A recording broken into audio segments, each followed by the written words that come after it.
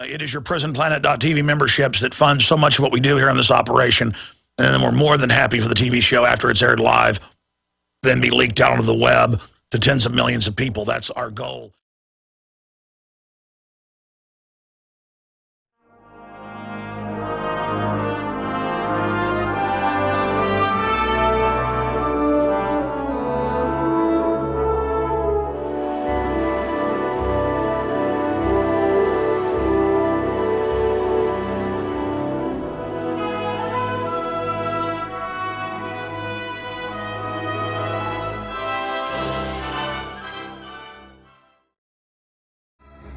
I spent some of the morning watching C-SPAN and Rand Paul grilling Hillary Clinton, pointing out that if he was the president, he would have relieved her of her position. And we have that clip coming up. And that's the point. You know, when, quote, government screwed up in the past, or in any other country for that matter, the people responsible for it resign or go to jail. But nowadays, the answer is give us more funding, and that's what Hillary Clinton said. That's why whenever FEMA ordered the police to stand down during Katrina on Bush's watch, FEMA then got even more funding, saying, we need more power. They've engineered that into the system. It's just an amazing level of corruption. But you see, watching the Senate hearings with Hillary, only part of it is being covered. Because our government armed the Libyan al-Qaeda rebels out of Saudi Arabia, who first came from Saudi Arabia and other countries, into Benghazi 2 years ago to destabilize and take down Libya. They were on the BBC saying, next stop, Damascus, Syria. They've been there. They've been given heat-seeking missiles. Some numbers are as high as 15,000. Most numbers are around 12,000. 10,000 of those heat seekers, pretty high tech. Take down any jet airliner you want. They've been attacking jet airliners, shooting them up. Passenger liners. And then the media thinks you're so stupid, they go, we have to give our rights up and invade all over Africa and Algeria and Mali because Al-Qaeda's there. And then our criminal occupied government uses that as a pretext with NATO and France to invade Mali and Algeria and other areas. I mean, it's amazing. We predicted 4 years ago in the Obama deception, they would use Al-Qaeda that they control to invade all over Africa because we know how they operate. And we saw the buildup of AFRICON. So the truth is 100% in plain view, but it's so over the top. Everyone would have to say, you're right, Alex, we apologize. The globalists who've hijacked our country run al-Qaeda. And the media spins that and says, you're saying George W. Bush had a plunger at the World Trade Center. You're saying everybody in the government, the guy that delivers letters to your post office box, he's behind it. That's the games they play. No, criminal, globalist, cartel elements infiltrating the CIA, FBI, NSA, the National Security Council. They finance the politicians that get into power, the foreign banks. They have put their people in, and they're using Al-Qaeda to destabilize and overthrow governments or attack Western governments as a pretext for the Western government to then crack down on the general population. And I've been saying that for 11 years, and now it's all public. Oh, don't worry about Al-Qaeda. This is now for the general public. So we're going to be breaking all of that down today. And then there's articles like this out of CNS News. Former Special Forces commander, top general, was U.S. running guns to Syrian rebels via Benghazi? CIA says no. General Boykin goes on to say that the evidence points towards them doing this. Well, the evidence doesn't point towards it. It's on record that our government, NATO, all run by the mega banks, on record, brought Al-Qaeda into Libya, then brought them into Syria, invaded from 3 different countries, and have had Turkish artillery backing them up, and CIA commandos and British commandos and Saudi Arabian commandos in there helping attack over the last 20-plus months Syria. I mean, it's The Turkish ambassador was there. The missile cache was there. There was some double cross, or they wanted to get rid of the witness to it, and they killed the ambassador in order to stand down for 8 hours. And the people they used to kill him, the al-Qaeda forces, were the U.S. certified, NATO certified security for Benghazi. Okay, that's what happened. Open and shut, period, done. And the whole government knows it. Welcome, ladies and gentlemen. It is the 23rd day of January 2013 on this Wednesday edition. Coming up at the bottom of the hour, because we're tracking it live right now, we'll give you the latest on Hillary Clinton's testimony to the Senate committee. Rand Paul to Hillary Clinton: if I were a president, I would have relieved you of your post. We're going to be going over that. Former Special Forces commander, retired General William G. Boykin, who literally was at the heart of the CIA and black operations, is saying that he believes that they were funding and giving missiles and weapons to al-Qaeda-based Syrian rebels. Well, I mean, that's not even debatable. That's like saying, I believe the sun came up this morning. I mean, it's New York Times, Associated Press, LA Times. In the last 6 months, Council on Foreign Relations. We told you about it 22 months ago when the whole thing started. It's a plan to turn the entire Middle East over to Wahhabist al-Qaeda, run by Saudi Arabia, itself run by the megabanks. So at the bottom of the hour, I'll do a special report on that and give you the latest. In fact, we have a skeleton crew today. One of our guys is out taking care of a sick child. It's in yesterday's stack. Can you guys re-pull the London Independent and a couple others where the Prime Minister of Algeria is saying, you know, the West is behind these staged terror attacks as a pretext to invade our countries. There's guys with blonde hair and blue eyes attacking our facilities. And then they pull out, and then the West gets to come in. See, I've seen this over and over again. Operation Gladio, Ajax, Tonkin, staging events, or even having real attacks. Northwoods talks about shooting up Americans in, in shopping malls and movie theaters and on the streets. Declassified in 2000, September 2000. And the plan was killed by President Kennedy, but later given a new name and engaged in. That's why we have to say, could these events be staged? And then when they have the telltale signs, then it moves into, it's a probability they are. Especially Colorado.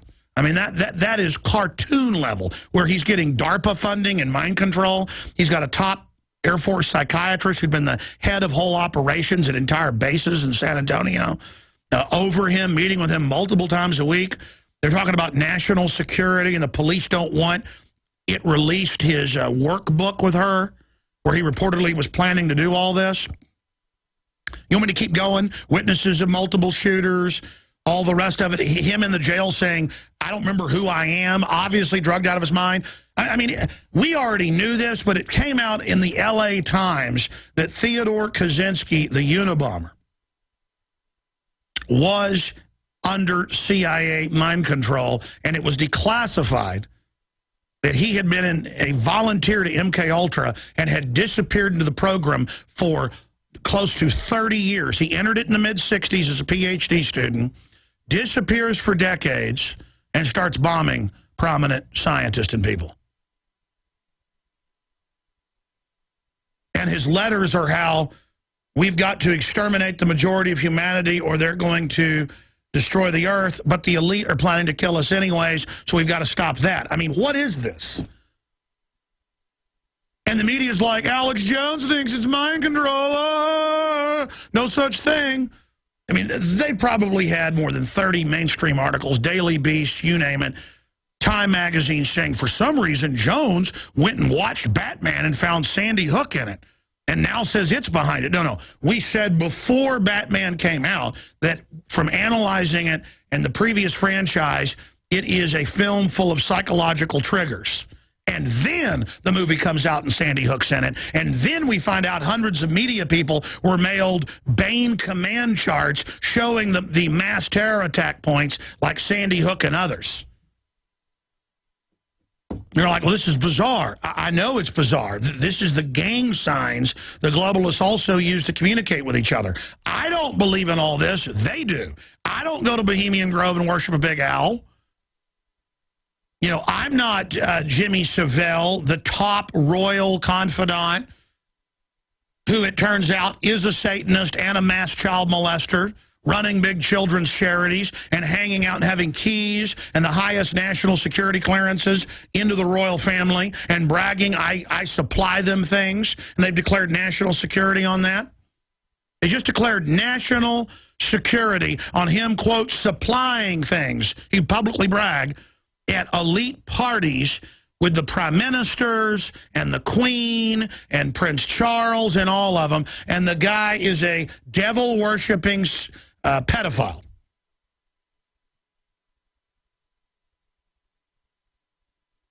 And by the way, I've analyzed that the main banking structure is moving to Frankfurt, Germany.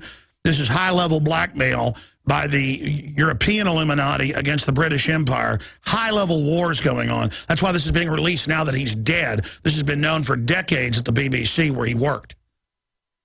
And they're now going, you're going to do what we say, we're going to run the New World Order, because the Skeksis are all battling over the throne right now. The New World Order is almost complete. It's entering the endgame, and now they're going to start battling over who gets the throne, who gets the ring of Mordor, of Morgoth. And you wonder why everything they do is so diabolical and so twisted and so evil and so sick and so filthy. I mean, if you're a new listener and you're like, well, who's Jimmy Savile? Well, who's Jerry Sandusky? Raping children in front of people at high noon in a field house, which is like the main entrance of an airport. You've never been inside a field house. I mean, it's people coming and going constantly, even at night, especially to college. And then, of course, it came out higher. The whole top of the university was covering it up. Of course, he was just the procurer of the children. And you're like, man, Alex, why are you telling us this? Because they're monsters, that's why. You don't get into the club with these people unless you are very, very, very, very sick. Again, I've talked a lot about this because he wrote about it. Hitler loved to go to the front in Poland and France and then with Russia until they started getting beaten. Then he pulled back to the wolf's lair, the wolf's den, his forest bunkers. And he would sit there with big telescopes from 10 miles away, but with a big telescope, crystal clear, watching people getting killed, watching things burn, watching people jumping out of tall windows. And they say he would stay up sometimes for days, taking amphetamines and eating pastry after pastry. He could not draw himself away from watching his bombers bomb and burn major cities.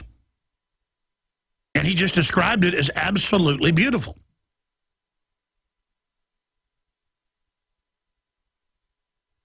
And so you need to figure out, folks, if you don't tie government down with the chains of the Bill of Rights and Constitution, if you don't put government on a very short leash, it will put you on one. And I just went off into, and I'll cover it at the bottom of the hour after I get to Nightline at the bottom of the hour. I heard that last week, but then I was leaving town Thursday night to go out to the desert to do some hiking with my son and others. And would have brought my daughters. They're too little to hike 4 miles up a mountain. I'm surprised he did it. He did a pretty good job. We were ready to turn back anytime he wanted to, but he said he wanted to go to the top. And Rob Dew's son, who's even younger, climbed it too. But so I heard you had Nightline did a piece on you, and I just figured it would be the piece they did 2.5 years ago. And it is the old piece, but they added some new stuff to it. And it's another window into the mindset of these guys, because in the piece coming up, and I'm going to recap this, you'll notice that he says, I say, well, first you guys said there wasn't a world government. And now you're just saying, well, it's not a bad world government. And he goes, I'm not even saying there is a world government. Like what he says is what makes reality. Like when your child tells you, you know, I didn't drink milk out of the jug, and you got a mustache, I just saw you do it. Don't lie to me. And it's the same thing, and I say, that's why you're discredited. See, what you don't know is 30 minutes before, they wanted to go shoot outside at a local park. 30 minutes before, we're in my office, right in out there, with a bunch of clips lined up of world leaders describing world government, congressional record on world government, CFR quotes, where they said it, what bi-monthly foreign affairs journal they said it. And I had it all for him, and he watched a few clips, and he goes, well, that's a different world government. That's a good world government, not the world government you're talking about. So 30 minutes later, I'm out there at a park where they want to do a different part of the interview. And I go, first you say there's no world government. Now you're saying it's not a bad world government. It's a different world government. He goes, no, I'm not even agreeing there is that there is one. And that's why I say that's why you're discredited. But people watching that, see, I'm talking to him like he's a real person. And then he said I went to dinner with him and I was nice, so that discredits me because I'm not this wild man in person. I was trying as a human to communicate with them because the guy's the host of ABC Nightly News. And that's still got 4 or 5 million viewers a night. That's still got some of the big old numbers of dinosaur media, one of the only bastions of it. Nightline, you know, has got 2 or 3 million. And I'm sitting there, and then they use that in the piece, like behind the scenes, he was nice. And look, here he is throwing a football, and he doesn't know anybody's watching. And if my memory serves, they go, what's this football? Oh, you play football like that was bad. I go, yeah, with my son.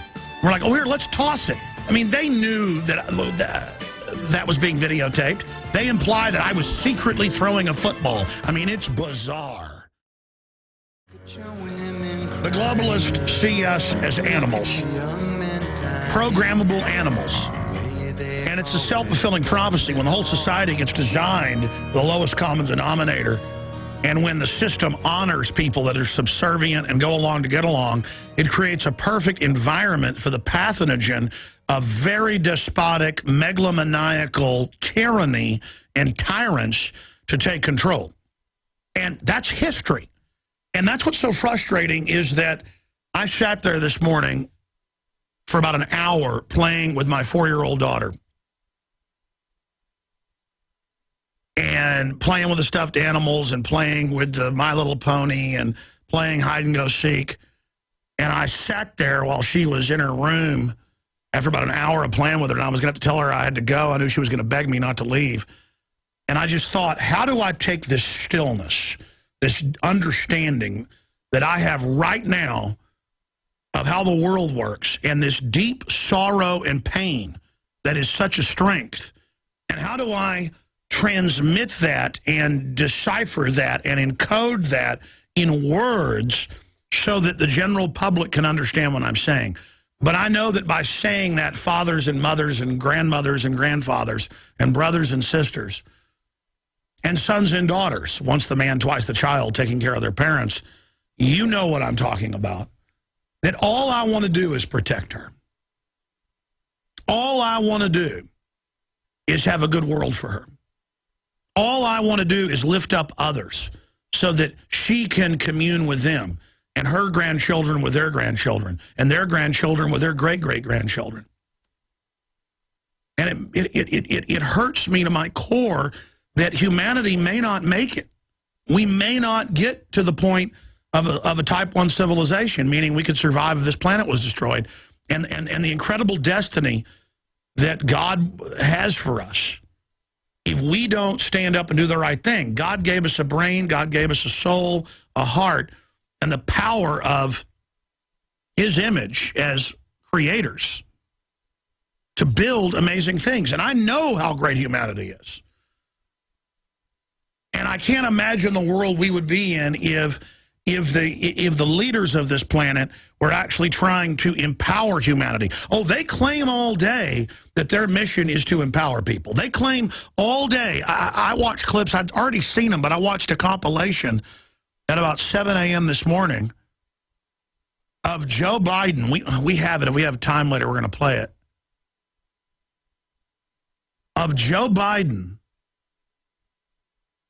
with relish. I mean, when you have discernment, it's not even discernment, anybody would see it. The relish he has when he talks about these beautiful children, all shot up, just riddled with holes, And he's clearly using it, pressing on the wound, putting salt in the wound, feeding off of it. I know his history. I know his background. I know how evil he is. I know how he works to deindustrialize America.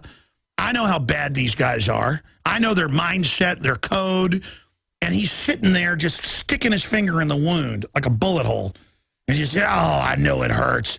We finally, the image of these 4-year-olds, aren't even 4, all shot up full of bullet holes. This with the parents, we're going to get this done.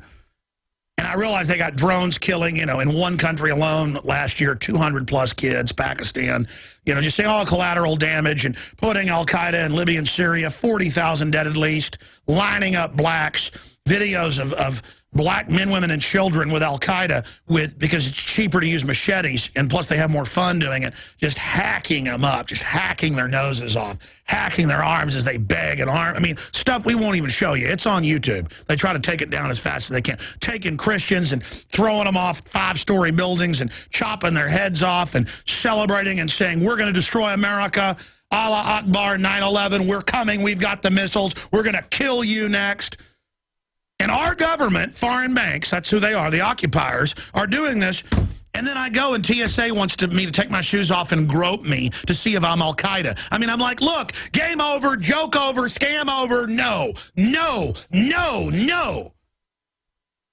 And I realize why I blew up at Piers Morgan. I am physically angry. And not even at a hate level. It's more of just the anger of trying to burst through a foot of ice that you're trapped under.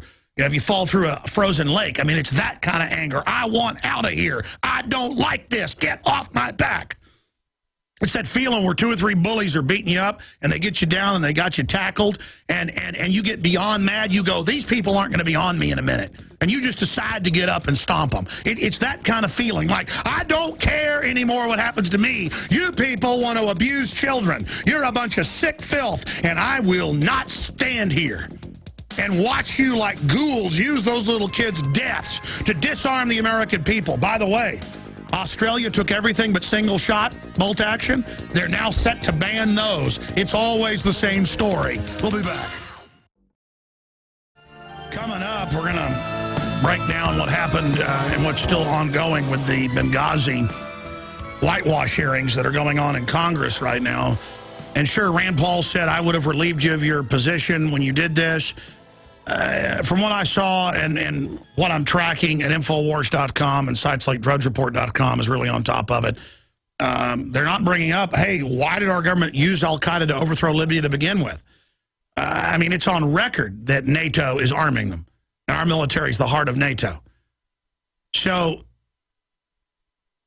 we need to be honest with ourselves about this, because if all this information is forced out there into the general consciousness and general awareness, it's game over. The establishment thinks you're so unconscious, so stupid. They're using real al-Qaeda out of Saudi Arabia, Qatar, and other countries, brought in over 2 years ago to Libya to start a almost year-long civil war with air raids and bombings of major cities and laying waste to whole neighborhoods. And it was called humanitarian because Obama is a Peace Prize winner. Just amazing. And then they used that same group and publicly exported them to Turkey, Jordan, and other areas to have them infiltrate the country publicly and attack. And they've got, this has been admitted for over a year in mainstream media, but it's back in the newspaper, that Western commandos are advising them and training them. I mean, they're at U.S. bases in Turkey right on the border. And then the Syrians battle back against them. And so they open up for a few weeks with artillery to clear the area to send in the jihadis. And then I've seen some conservatives go, well, good, we got Arabs killing Arabs. Man, that's some bad karma right there. I don't mean karma in the Indian fashion, but you reap what you sow. What comes around goes around. I mean, really? That kind of so-called conservative is not a conservative. They are a fascistic, warped, dehumanizing person who has visions of power and reflected glory by smart bombs and artillery. I bet you $1 million if you took one of those so-called good old boys, because most of them aren't really good old boys, and you stuck a gun in their hand and lined up 10 little Afghan kids with snot coming out their nose or little eyes looking up at you, so ignorant that most of them can't even find the U.S. on a map. I mean, these are like cavemen.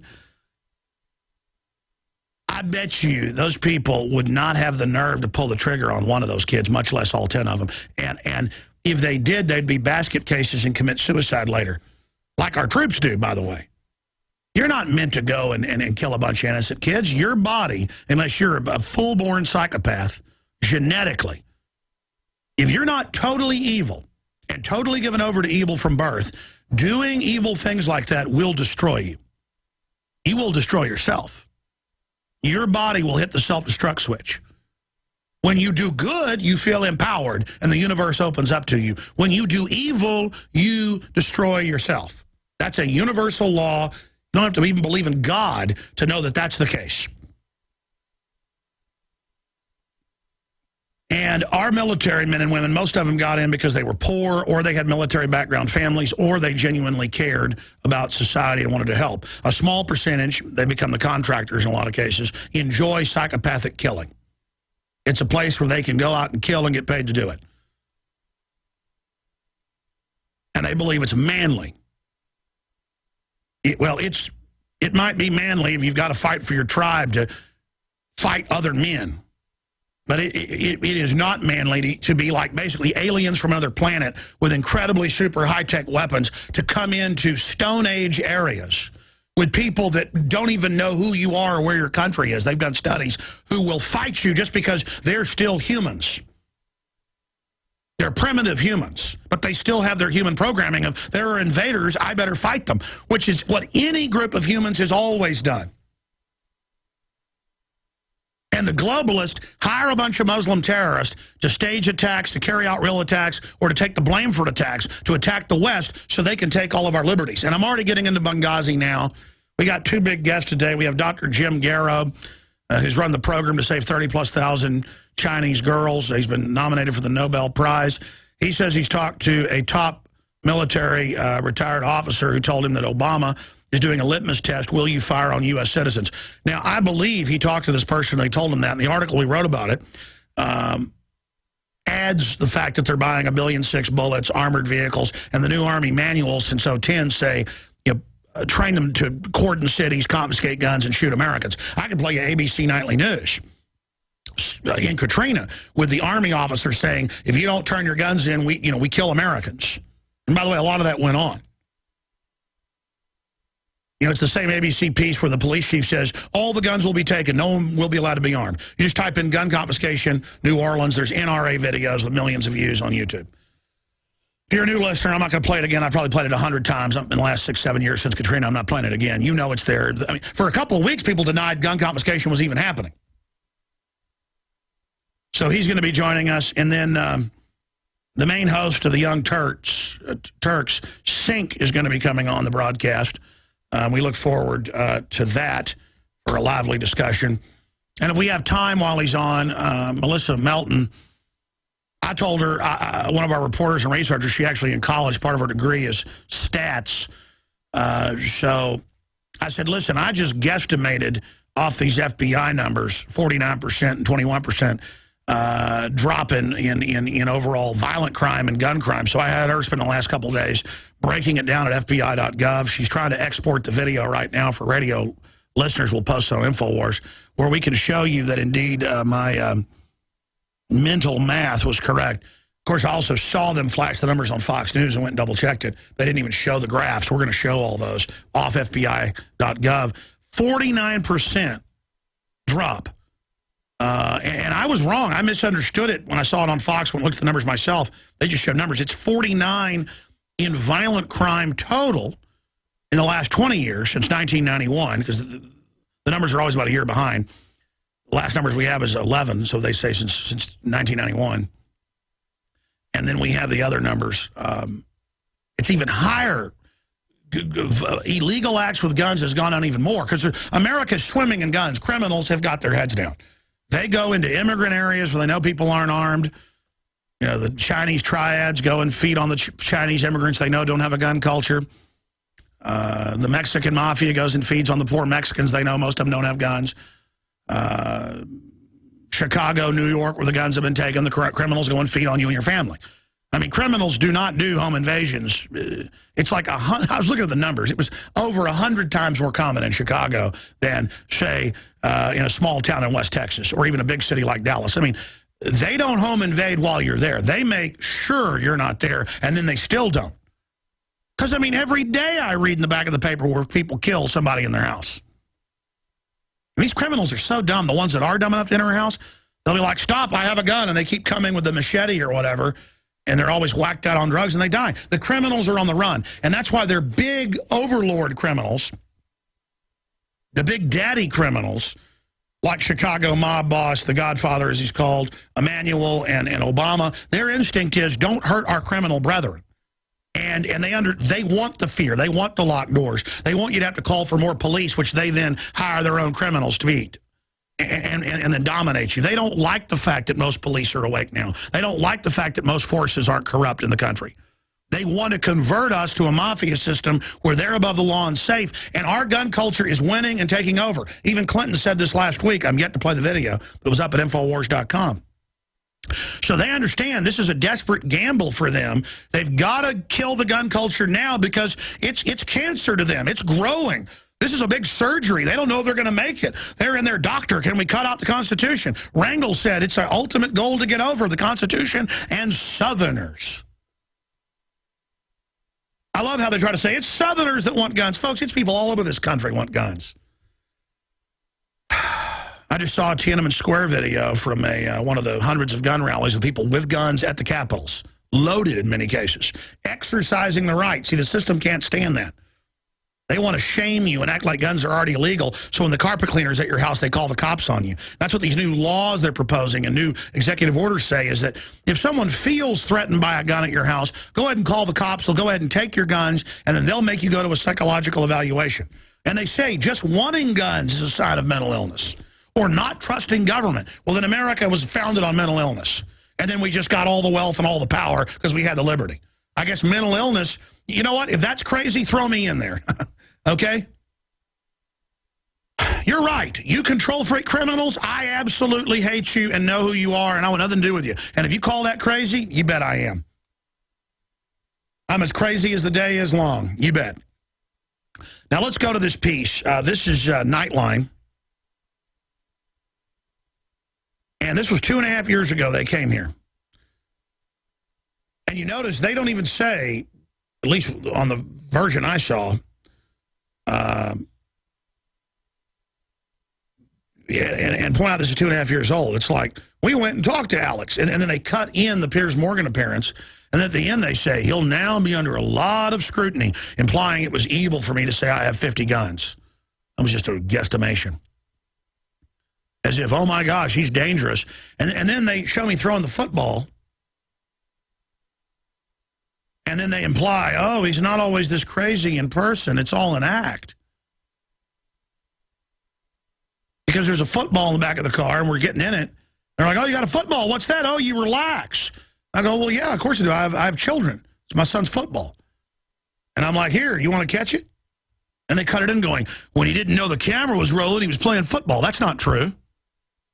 And then they say, he talked about many things with us not related to the New World Order. Talked about their family, stuff like that, went to dinner with them. I've told that story. But the point is, well, let's go ahead and start the piece. Here is Nightline, implying I take bits and pieces. Here's that clip.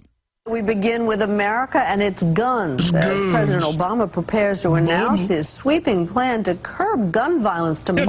Hit pause. Across the country. Back to the start. I've got to just analyze the whole thing. I'm sorry. It'll take a few segments. Talk about a woman who loves the sound of her voice. America's guns. President Obama. It's like some kind of weird, like, confidence game. These people are a joke, reading off her teleprompter. And then they cut to the host of ABC Nightly News who came down here. And again, listen to this. And then they say, hey, that CNN piece about one-child policies, that was tongue-in-cheeky, jokey. And you read the article, no, it wasn't. They just sell turning like, yeah, drones are killing people. It's real cool. Yeah, we're setting up checkpoints on the highway to take blood. See, it's all done. That's part of their psych warfare. Everything's fine, see? Let's go back to the clip. Here it is. We begin with America and its guns as President Obama prepares to announce his sweeping plan to curb gun violence tomorrow. Across the country, millions have already rushed out to buy a record number of new guns. And one man who thinks that's a very good thing, radio shock jock Alex Jones. He made national headlines last week with a fiery pro-gun tirade that quickly... Back it up a few seconds. Thank you. I'm a shock jock because, I mean, I think it's shocking that Rangel says we've got to overcome the Constitution and that Southerners are just bad people, period. I mean, wow. Imagine if he said Northeasterners, they're trash. I mean, it's ridiculous.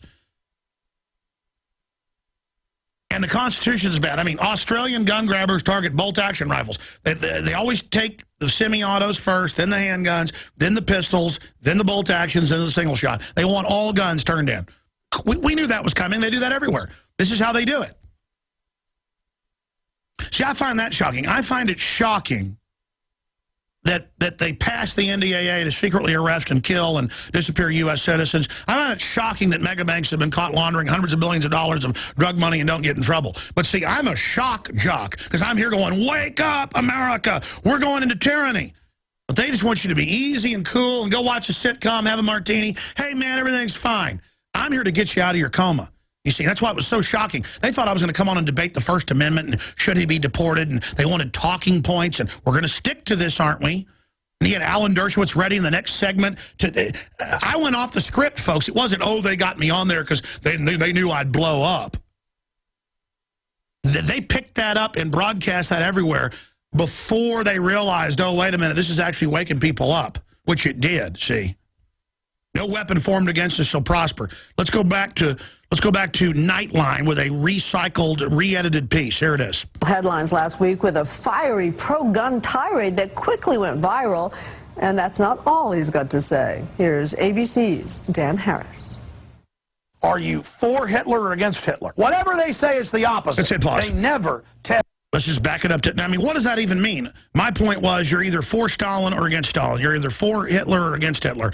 You're either against this New World Order and all this tyranny, or you know, you're either for it or you're against it. It's very simple, but they just have a thing about Hitler. So people go, oh, Hitler. I saw a piece David Knight did. It was one of the crew about Martin Luther King. It was Mike Adams. Martin Luther King and how he wouldn't support Obama. And I saw people commenting in there, and they were serious. They go, are they bashing Martin Luther King in this piece? Because at the end, Mike Adams says America doesn't want kings anymore. And we're talking about King George III, and we don't want King Obama. And then people thought it was code against Martin Luther King. I mean, whoa. New World Order is coming down on people at 1,000,000 miles an hour, and people are looking for codes. I'm going to shut up, though, because we're going to break here in a minute and a half. Let's start with this clip. Here it is.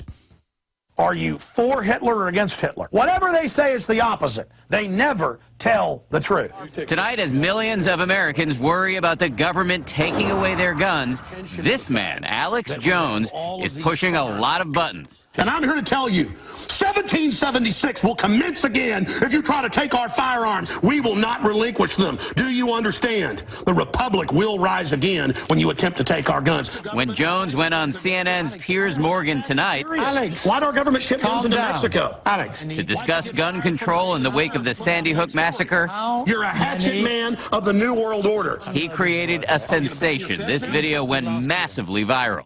And I want to say this right here. You think you're a tough guy? Have me back with a boxing ring in here. But who is Alex Jones? We've got ABC Nightly News / Nightline here. Despite his mistrust of the so-called mainstream media, Jones agreed to let us into his world for a day. Hey, we're just soldiers looking across each other on the picket line here. America has been captured America is being robbed. We are now being looted like a third world nation. Well, I'm not going to sit down and shut up. Jones is arguably the nation's premier purveyor of what could be called paranoia porn. All right, pause.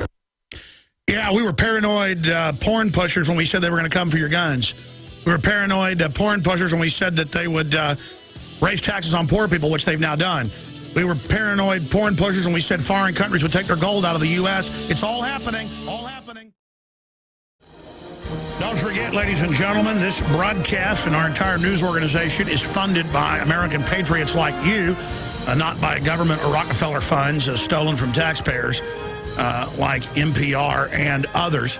So be sure and buy the books, the videos, the new Come and Take It, best-selling T-shirt at InfoWarsStore.com.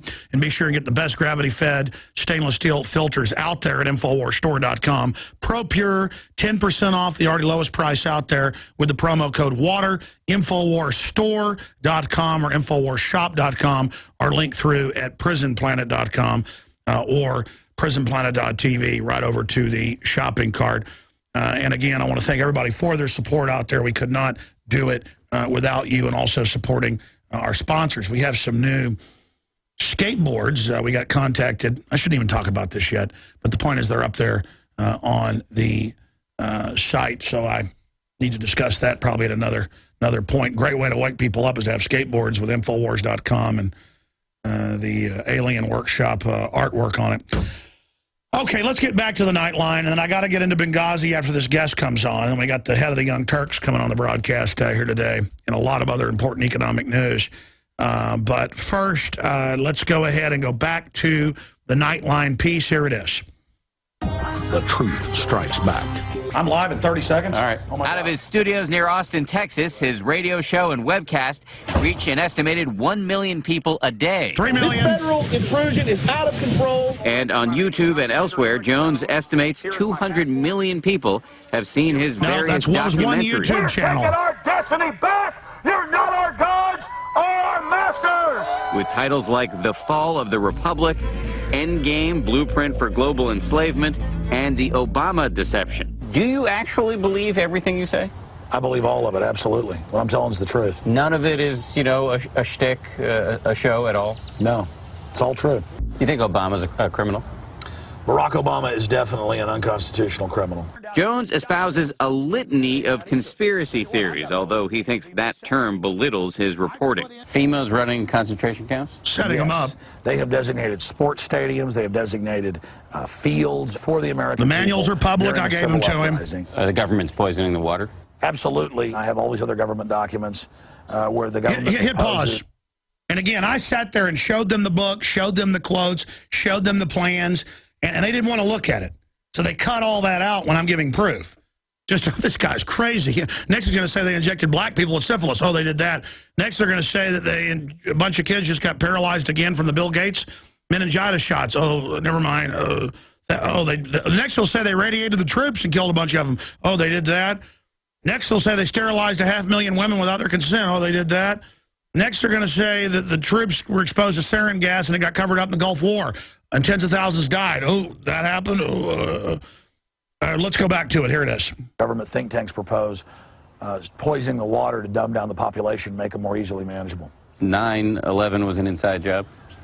Yes, 9/11 was an inside job. It was a staged event to launch the Iraq War and to set up a domestic police state here in the United States. All I'm calling for is a real investigation, and the people of Oklahoma City have been calling for an investigation. Jones, who's 38, got his start with a local cable access show in the 1990s. He now has a huge fan base, which at various times has included celebrities like Willie Nelson, Jesse Ventura, Charlie Sheen. We want our country back, Mr. President. I'm calling on each and every American citizen to wake up, stand up, and demand the truth. And reality stars Spencer Pratt and Heidi Montag. Spencer Pratt, good to have you on with us today. Thank you so much. I'm so honored to be on with you. You are a true legend, All right, a true American that's enough. patriot. The whole video's online. It's called The Return of Alex Jones. I mean, I didn't have time to get to it where I'm throwing the football. We'll have to play it later. It's like, oh, this is secret footage of him throwing a football. I mean, it's just unbelievable hit piece. Earlier in the last last hour, I said our guest has saved 35,000. That was an old number. It's 45,000 Chinese girls. They estimate there's something like 20-something million more men in China last time I saw. May even be higher than there are women because they're killing the young women. It's supposed to be about 51% women. Women live a little bit longer, so that goes into the actuary. But also, there's slightly more, if you do international studies, baby girls born than baby boys. Kind of something God designed in there, so there's more women out there. So we can have a leg up as a mammalian species. But that's a side issue. Again, Alex Jones here. Thanks for joining us. Dr. James Garrow, Ph.D., well-known, I've heard of him many times, Canadian teacher and businessman who founded a big institute in China back in the 60s, discovered how they were killing the children with the one-child policy, which is now on record. In fact, his work helped expose that. He's coming up in the next segment because he was told by a retired high-level military officer that the litmus test is, will you fire on U.S. citizens? And I just thought, in fact, I probably should have done more research, or not more research, more. That's not the word, because I've done the research. I should have done more pulling data and sources to show you here, because I can show you all the Army manuals where they're training for gun confiscation. I can show you all of that where they're training to shoot Americans. I mean, that's on the news now. So you understand, it's not just him talking to this source we're going to try to find out about. It's that it's already hiding in plain view. And the 1.6 billion bullets and the Enda Posse Comitatus and the troops on the streets and all the rest of it, that's coming up in the next segment. He'll be with us for about 35, 40 minutes. And then I will get into Benghazi because that's very important. And I want to break down what's really behind that. I mentioned some of it last hour, but it's key. That's coming up. And then I'm seeing articles like this every 2 or 3 days, where actually every day, really. Because every couple of days I'll see 2 or 3 at one time, so I guess it's about every day. There's probably 7 of these stories a week, I'd have to guesstimate. Elementary school girl threatened with arrest over paper gun. And you hear about people say, career day, write about your dad or mom. Well, my dad's in the Marines. Here's a picture of him with his M16. Boom, you're arrested. Taken in for psychiatric questioning as a 10-year-old. Doesn't matter, you're the star quarterback or whatever. And I've never been in trouble. It's just crazy. Or you bring a Dixie plastic knife to spread butter. Your mother drops in the lunchbox. My mother did that. Boom, you're arrested. But government stomps around in Darth Vader outfits all day. Elementary school girl threatened with arrest over paper gun. Hysteria and aftermath of Sandy Hook reaches new heights. That's an Infowars.com article out of Philadelphia Elementary. Now, of course, in Philadelphia, it came out 5 years ago, they've got laptops they give you watching you at home. And they're the ones that announced that. They're very proud of it. We played the clips of the teachers doing interviews. That's how it broke, going, yeah, we watch you when you're at home. What you're doing, look out. Like they're Santa Claus, a demon claus or something. This is the total demonization of a boy's playing with an orange and green Nerf gun in his front yard with kids. SWAT team is called. The anti-gunners are so anti-gun, they say they don't believe boys should be able to play with guns. You hear about kids getting in trouble for making bang bang, using their fingers as a gun.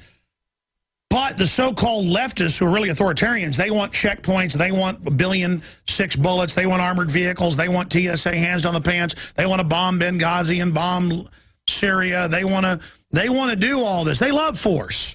Bomb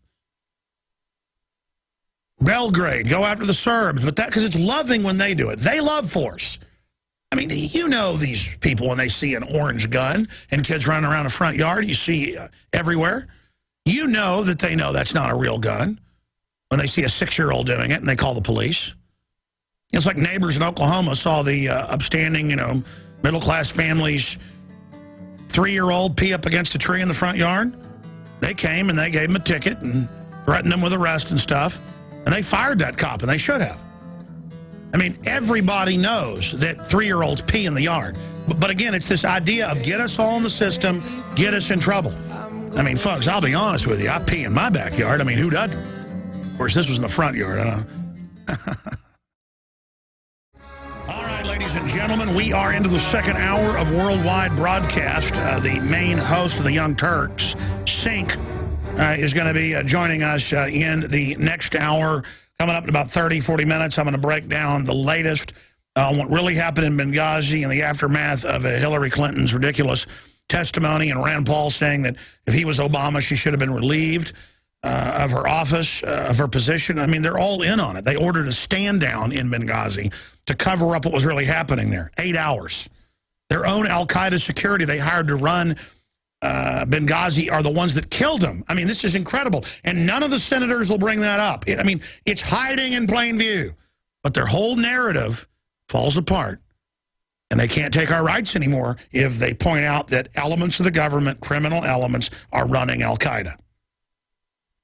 Not the whole government. See, they go, oh, you're a 9/11 truther. And you're not saying there's not any Muslim extremists. That's not what I'm saying. I'm saying our government uses them to take down countries and uses them to then menace America and take our liberties. That's coming up. Now, Dr. James Garrow, Ph.D., is a Canadian teacher and businessman. And in 1968, he founded the Bethune Institute, legendary language school in the People's Republic of China, named after the Canadian surgeon, Dr. Norman Bethune. I think I'm pronouncing that right. One day in 2000, Dr. Jim Garrow, executive director of the Institute's popular Pink Pagoda schools in China, found his assistant weeping. The woman told him how her sister's husband was insisting that the couple's newborn daughter be smothered to make way for a son under China's one-child policy. And this has now all been confirmed. Years ago, they would deny it. Garrow's promised to help and was able to place the infant with an adoptive couple. That's why you see so many Chinese girls in America now, mainly adopted by evil white people, of course, because all whites are evil, according to people like... I've got a bizarre Daily Beast article here we're going to get to later where they... Well, just wait till I cover it. It's absolutely astounding when you see it. Admitting that they're getting rid of America and getting rid of our sovereignty, it's incredible. I've got to cover that today. But Dr. James Garrow joins us because if you're up at Infowars.com, you can see this article. I'll also punch it up for people watching on television.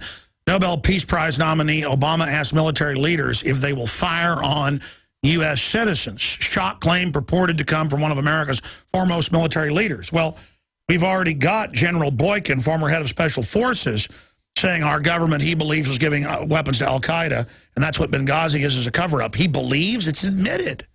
I mean, that's what's so incredible here. We don't know if it's Boykin. I'm going to try to find out here. But the point is, if you go to our article, and there was other articles that actually broke it in the Examiner and a couple others the day before, and I'm giving him credit. Our articles, though, back it up with the Army training manuals from 2010, FM 3-39.40, internment and resettlement. It also has gun confiscation, how to take over cities.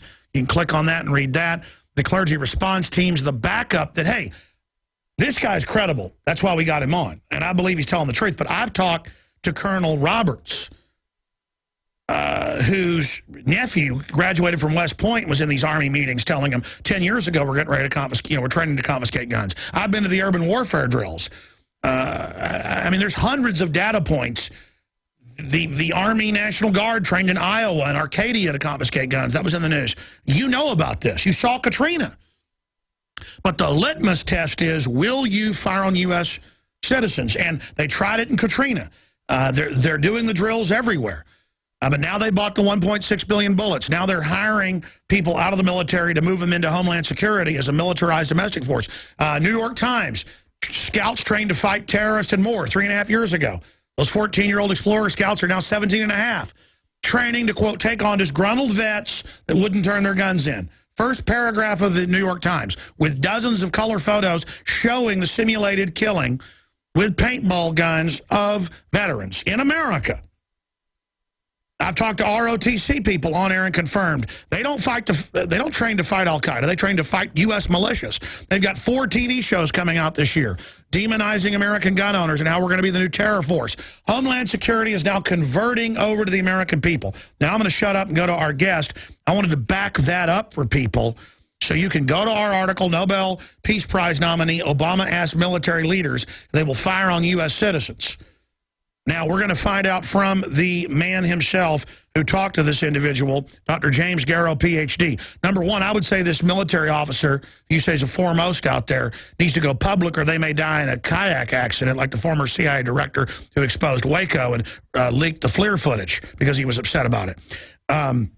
He better go or she better go public with this right now and I think it's better for you to do that because the system knows when a general or even a Pat Tillman, someone well-known comes out, that's the danger. If I'm up here showing Army manuals, they know the average person isn't going to go look those up and find out I'm telling the truth. So I'm going to go to you, Dr. James Garrow, Ph.D. Tell us how the story unfolds, what you were told. Then I want to get into saving Chinese girls before they get smothered or used for medical experiments. Thank you for joining us. Well, thanks, Alex. I hope you can hear me fine. Yes, sir. We got your video Skype and got you on phone. Tell us a little bit about yourself, for those that don't know, and then get into what this military officer told you, this individual. Well, okay. First of all, I'm an educator, but a businessman. I operate schools in China, and in the past, I've been a college president and the Teachers College principal here in Canada. So my background is education, but I also am involved in business, of course, in the country of China. I probably have the largest network of schools, foreign language schools in China. And the elites send their kids to our schools. So we know a lot about what's going on directly from the Chinese elite, the leaders. Hu Jintao's niece was in one of my schools, and the current leader, Xi Jinping, his daughter was in one of my schools, and of course is now in Harvard. But that's beside the point. But that gives you a little bit of background on me. And I should have added, you've gotten 45,000 plus, and we actually, David Knight has adopted children from China who would have been disposed of, girls. So he vouches for you as well. I mean, I know who you are, but he says you're certainly the bona fide. So thank you for that information and saving 45,000 girls that the UN and the eugenicists say are worth nothing because they're such big feminists. Now let's get into this officer, what they told you, and elaborate on this information. Shall do. I got a call the day before yesterday in the morning from this officer, former officer. He's retired. But he was quite upset that one of the people he'd encouraged to join the military was being squeezed out, that he was forced to resign his commission. And it was because a question was asked of him. Now, I've called it a litmus test, but basically what it is, he was asked if in a scenario, if in a situation where the military was called upon to go and confront people who were armed, American citizens who would not relinquish their arms, in spite of the Second Amendment right to hold arms, would you fire on American citizens? This gentleman related to me that the officer was totally flummoxed that he would be asked this question, and he said his answer was no, I would not fire on American citizens. And he was forced to resign his commission immediately.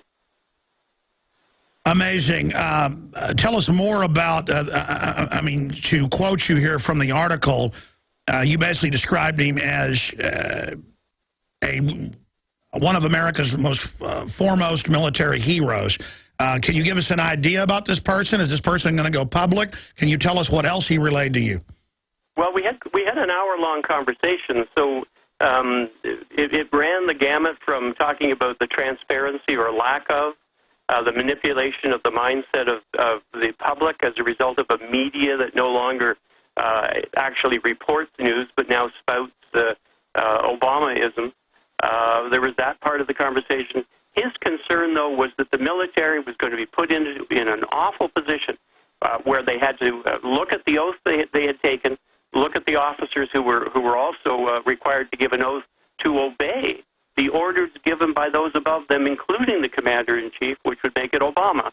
And if those orders were, in fact, to kill American civilians because they would not give up something they had a constitutional right to in the Second Amendment, namely their guns, he was afraid that so many would be leaving the military that it would leave a vacuum, actually, in fact, for people who would really be swearing allegiance to a new king, a new dictator, Obama. And that was his concern. This man is a legend. Yes, you would know his name. Every American would know his name. And no, he will not be coming public. He'll not be bringing it out in public. He thought that the best thing he could do is put it out in a different way. I was honored that he called me. So it's not somebody like Boykin? I can't give you the name. He's asked me not to. So in honoring that request, I won't answer that. Well, I know several generals, and he'd be at the top of the list. And by knowing him, I know people that have worked with him, made films with some of these generals. And there's only a list of 4 or 5 that I know that would probably start talking about something like this. I mean, I know they're training for it. I have the video. I have the training manuals. It's really not a secret. And I've had military call in who said, we've been asked, are we going to fire on citizens? And then we're shipped overseas if we won't, or kicked out. And they're forming and then basically sheep dipping, making them quasi-CIA, Homeland Security, domestic, kind of NKVD units. And I got news for the establishment. You'll be able to kill Alex Jones, take out Ron Paul in the first wave. But once you kill the canaries, I would not want to be anybody in a government uniform at that point. And that's part of the plan, too, a civil war. I want to talk about your hour-long conversation with this person and where the military's training to kill us and take our guns. I mean, obviously, the Obama's controllers, the foreign globalists, they know this is designed to destroy the military and police, which is what you said. It gets rid of them because you're still going to have bad officers commanding them, and then brings in the new forces. PagodaGirls.com is the site of the foundation and organization that saved over 45,000 Chinese girls that would have been smothered, drowned, or medical experiments. Now they just come and pick them up. The state picks them up, and they just disappear off into a labyrinth of hell, just like the Falun Gong, being blood typed and then harvested for the elites for their organs. We're going to get into that in the next segment with our guest, Dr. James Garrow, PhD, very highly respected individual. You know, my guess, if I have to say who it is that it'd be somebody like Lieutenant General William Boykin, who's also exposing right now that our government's giving weapons to Al-Qaeda. And that's in the news today. That's coming up after our guest leaves us. And by the way, that's in the film Behold a Pale Horse, America's Last Chance, starring country music legend Charlie Daniels. And Boykin is in that film. That's why I'm guessing it'd be somebody like Boykin. Because, you know, you can disagree with some of his views in the past, but he is overall a patriot who's anti-New World Order and pro-sovereignty. And that's about the only kind of guy I'd see exposing that. Somebody like, you know, Dr. Paul Craig Roberts, who was in government, exposes this type of stuff. Another Roberts, Lieutenant Colonel, you know, Roberts out of Oklahoma, he's exposed things like this. But, I mean, it's all out there. We're going to get into China coming up in the next segment. But what else, Dr. Garrow, can you relay to us in this hour-long conversation? And why did this senior household name, for anybody that knows military, one of America's foremost military heroes, to quote you, why would they come to you? I mean, I know he knows you, and tell you this information and then say, get it out there, but I can't say, and then relay other things that he told you? Well, I would suggest that he's talking in fear, that he knows that the Obama administration has a circle of death around them in terms of, I use that term because that has been said to me, because there are people who have met with an unfortunate fate, who have dared to cross Obama. But this gentleman came to me. I've known him for about 17 years, and he came to me as a result of the fact that he had read the book that I had just written about my work saving baby girls in China. And he had called me, I suggest about 3 months ago, saying, hey, I bought a copy of your book. It's wonderful, da-da-da-da.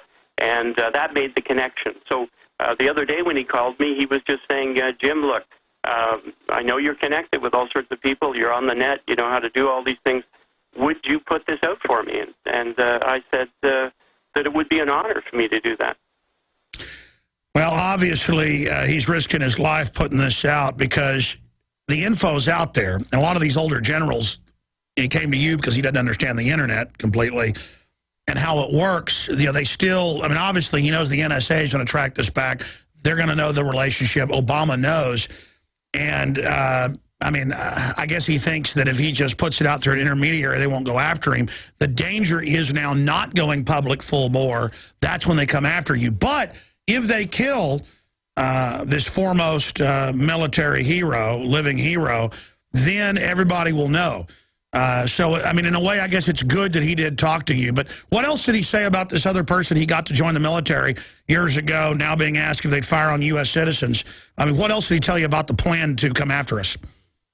Well, that's basically it. He was reflecting back to me what was being said to him about this poor fella who he had encouraged to get involved in the military, and the man had, gone up the ranks. Suddenly, this litmus test was being put in front of him, and it was either, you're going to agree or you're not. You're going to get squeezed out. So his concern was that good, loyal Americans who had decided to give their lives to the country in the service of the country were being put in such an awful position.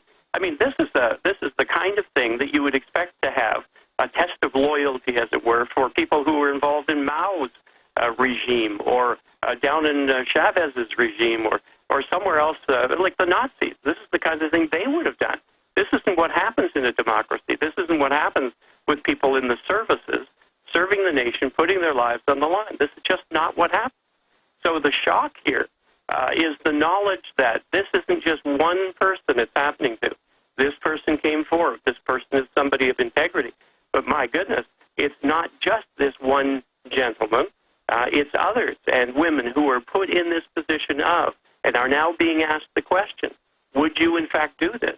And that was the shock for this well-known American hero. We're going to go to break, come back in a long segment, and get into what's happening in China and the authoritarianism over there, and what you've dealt with the killing of these little girls that you've been saving, but the countless millions you haven't been able to save, unfortunately. But I'm going to briefly, when we come back, break down for people and then get your take on this, that the military, and I've noticed even senior brass, they're experts in their area, but not in full spectrum. I know what the globalists are planning because I watch their propaganda, and they prepare the ground first before they do it. They have billed Obama as Lincoln. And now and I said this 4 years ago, now they're saying that he's going to have a civil war and be our God, be our king. They've got this set up. I'm going to get into what we're facing here in just a moment. And I tell you, I know about some of the few generals that have actually been anti-New World Order to some extent. I know about a few of the generals that have met with people that I know who've been woken up now, mainly retired generals. I know about generals and admirals that have been shot and killed, in the chest and in the head multiple times, and it's ruled suicides the last few years. All the generals you've seen having to resign, having to step down, or resigning their commissions, admirals, heads of CENTCOM. The truth is our military keeps saying no, no, no, no, no. Even hand-picked guys from West Point in the military 30 years who've got whole careers and everything ahead of them the last few years, they are resigning. We're going to talk about that in a moment. Briefly, we are a listener-supported radio, filmmaking, news organization. And when you buy books and videos and materials at InfoWarsStore.com, you get the very lowest prices on things like ProPure stainless steel water filters with promo code WATER. You get 10% off. And you support the transmission. Wars are not cheap. Wars take money, and this is an info war. We know the truth will set us free, and that all that evil men and tyrants need to flourish is that good men and women do nothing. So again, we have the new T-shirt, Come and Take It. And inside the AK-47, it says, the right to keep and bear arms shall not be infringed. And we also have Behold a Pale Horse that has General Boykin in it, a patriot, exposing Agenda 21 and the entire New World Order system. So be sure and get all of that at InfoWarsStore.com and spread the word about the broadcast. I'm up here risking my life to get the word out because I realize how evil the globalists are.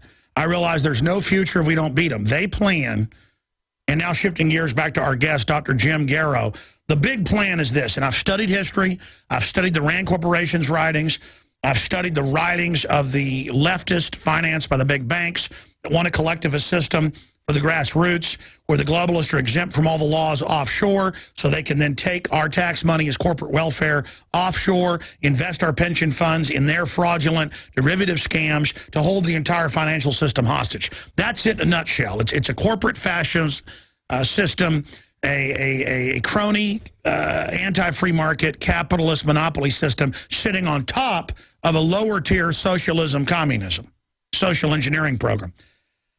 And I started seeing this 5 years ago, and I'm on record in Obama Deception 4 years ago. I'm on record in Fall of the Republic 3.5 years ago, 2 films about Obama, saying they're building him up as a messianic Christ.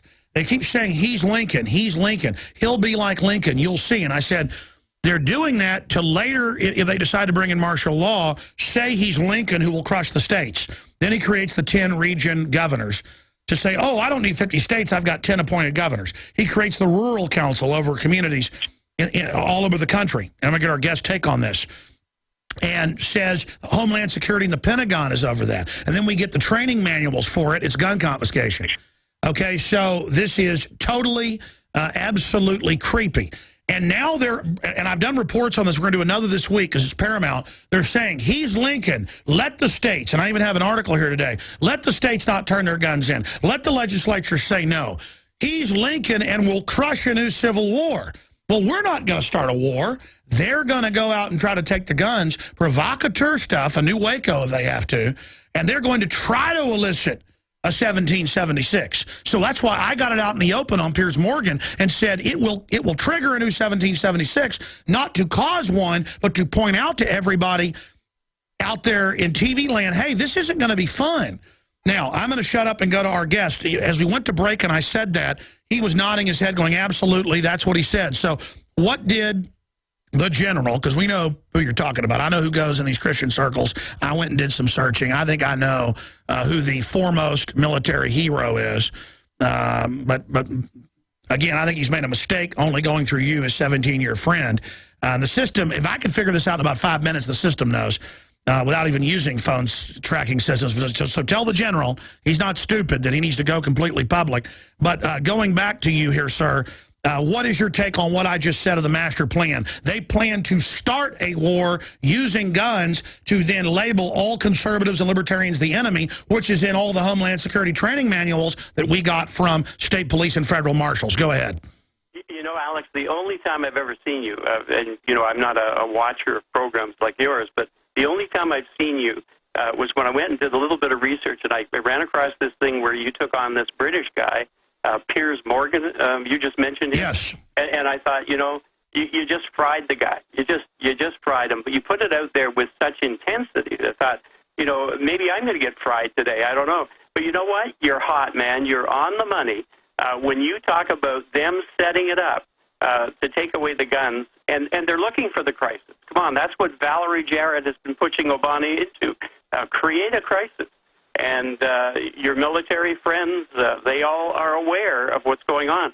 The nightmare for them, the nightmare scenario is having to turn their guns on American civilians because the new emperor, or at least the guy who thinks he's the new potentate, thinks that he can just go out there, crush the Second Amendment, crush the Constitution, and then crush anyone who gets in his way. What's been the pattern, Alex, so far? When people get in his way, what happens to them? And that's because the globalists are taking over everywhere. He's their puppet. I saw a video of the Speaker of the House at a dinner groveling to Michelle Obama and her rolling her eyes and batting him away. It is pathetic how Congress sycophantically through fear is lining up to serve Obama. What did your military source say? Because when I walked out after the break, you were saying, that's dead on, that's what it is. Was the military source saying they want a civil war?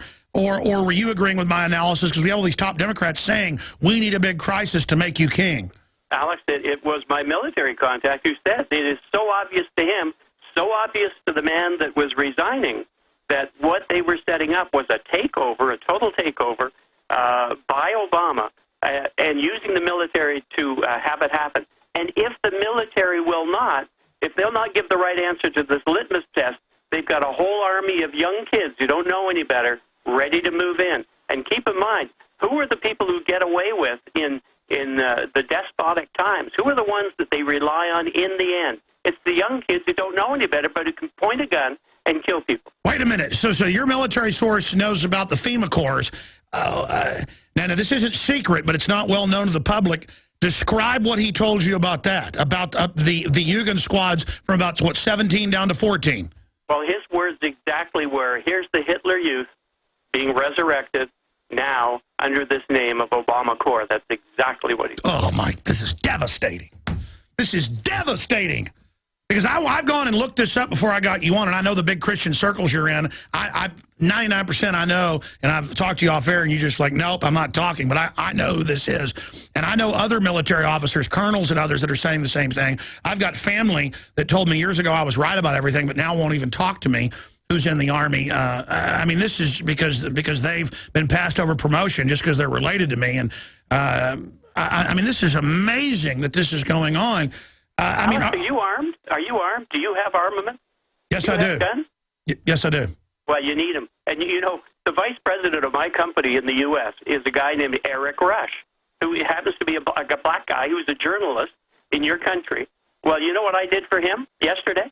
I purchased him an AR-15 and a sidearm because I am so worried about the things that are being said right now. He's out there putting it out through WorldNet Daily, I think's the name, putting the word out, letting people know the dangers of what, are you ready for this? What China is demanding of Obama. No.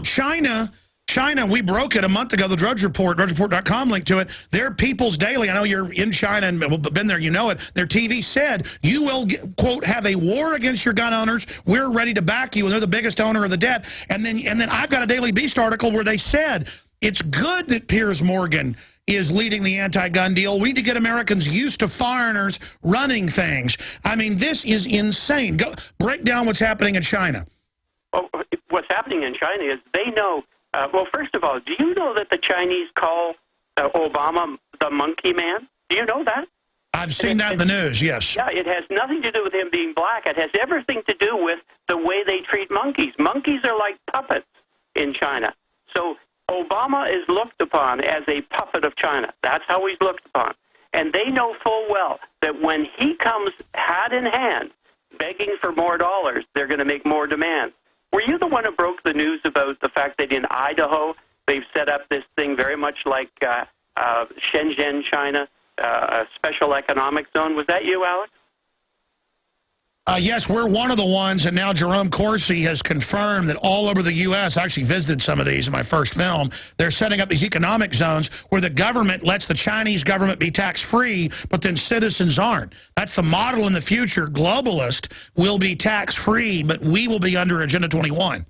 Well, you know, I've talked to Joseph Farah about that. I've talked to Jerome Corsi about that very thing.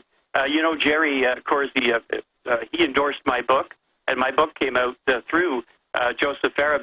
But I'm telling you, the information that's available to some people about what's going on in China and how they're treating the American land and the American resources, they're treating it as if it is something which they will be able to grab sometime soon.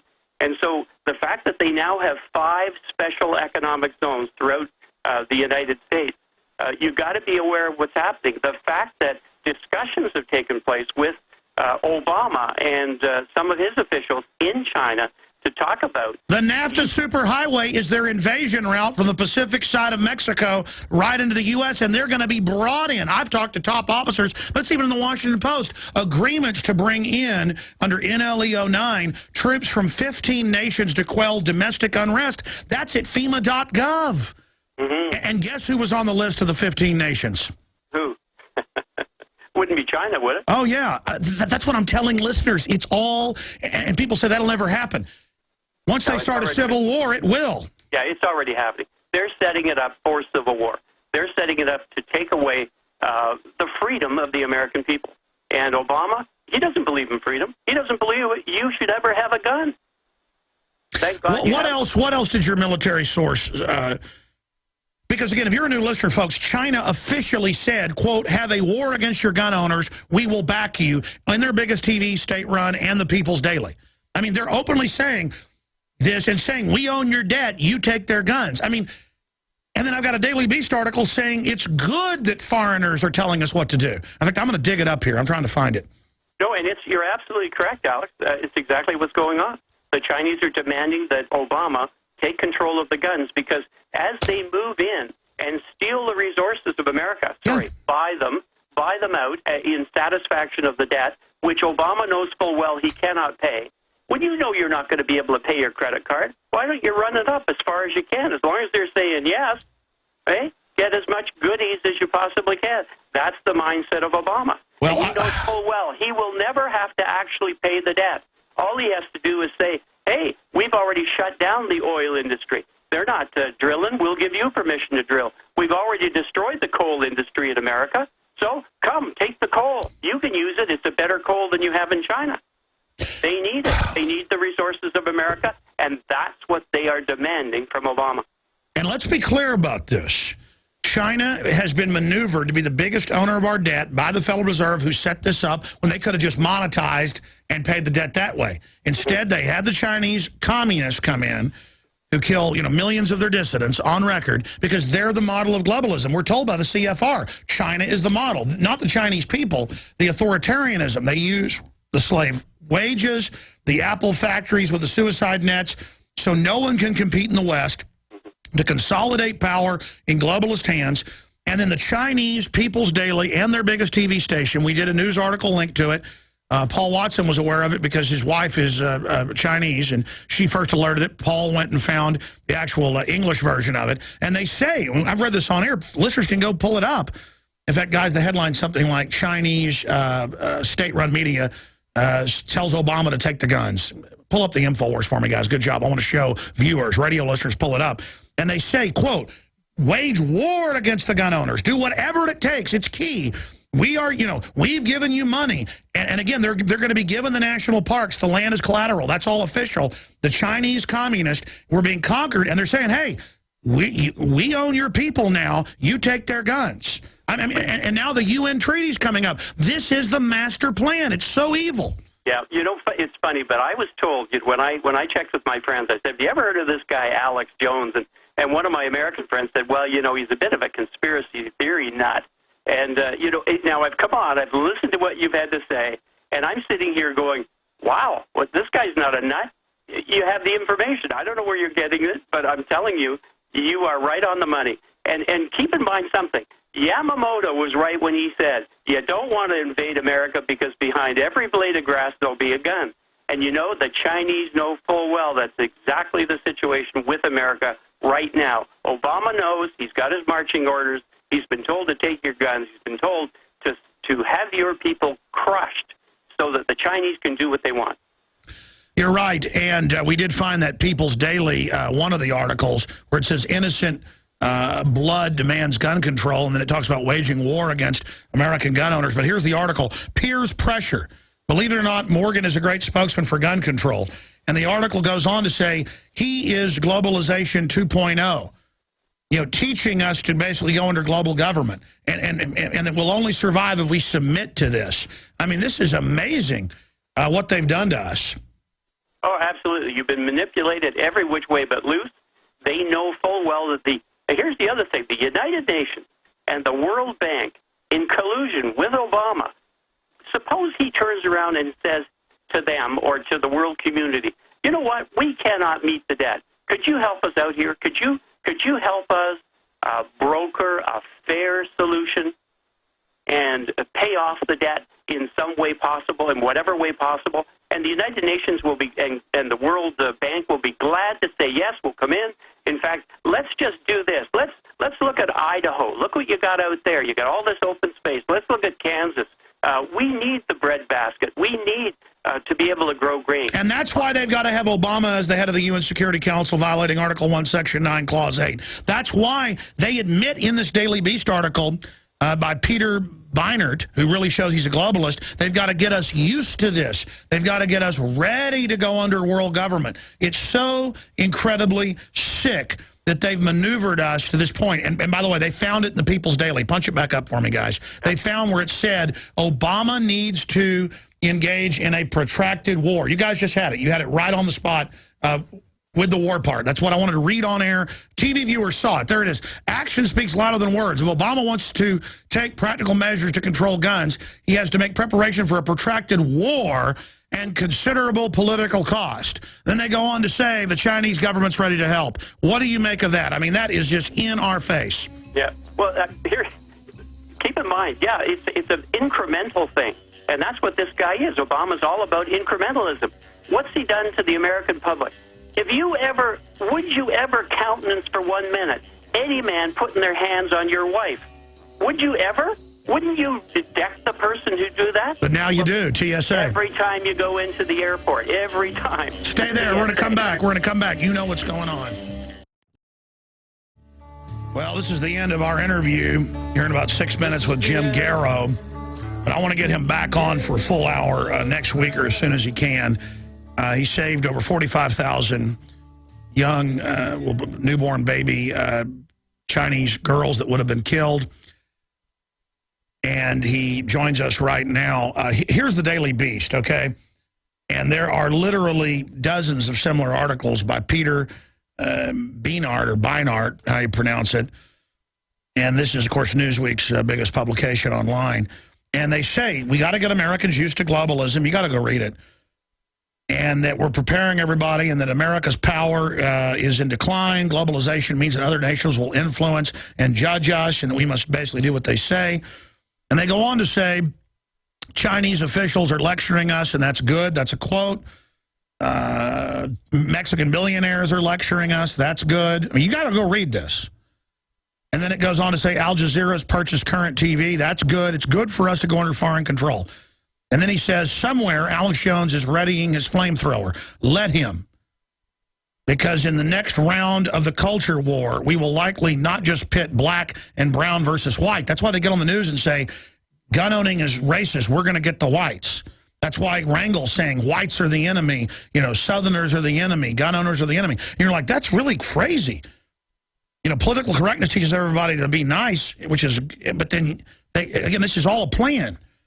And secular versus religious. It will pit those Americans who can't accept the increased... let's just go to our guest. It says Alex is readying his flamethrower. Let him. They basically just say they're going to smash us. I'm seeing this everywhere, and I've seen this in the Weatherman FBI trials where some of them admitted to being in these meetings where they said, we're going to kill the libertarians and conservatives. They said, we're going to put them in re-education camps. We're going to bring the Chinese in to do this. I mean, this is insanity.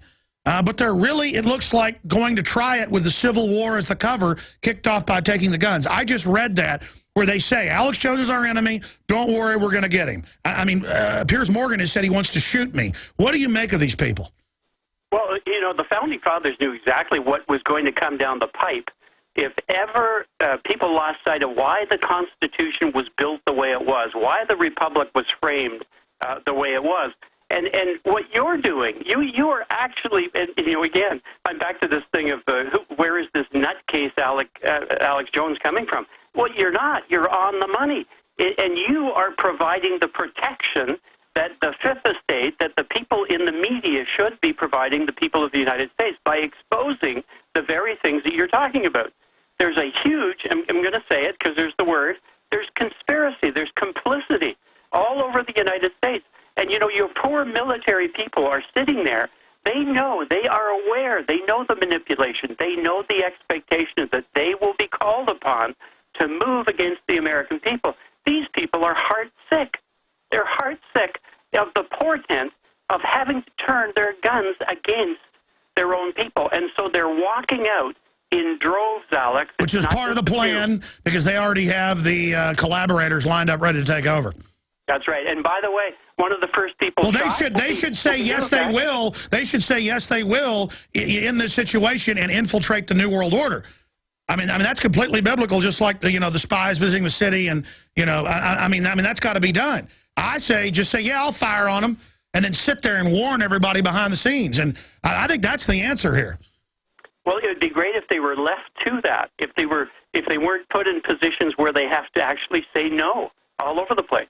And remember, these people are crafty. Look at Obama. Has anyone ever made Obama stand up in public where he was actually questioned about everything in his past? No, everything's always staged. I mean, he's got 3 different names. Everything's sealed. Yeah, what's with this? What happened to a legal system that, pulls back the onion and everyone has justice applied to them equally? Well, Obama, golly gee, what's gone on with him? Amazing. James Garrow, we've got to have you back up again soon. Thank you so much, sir. Thank you, Alex. PinkPagodaGirls.com. That was such an amazing interview with Jim Garrow. And we've done some research on him the last 48 hours, and we're able to connect dots, and then I was able to talk to him off air and get his response.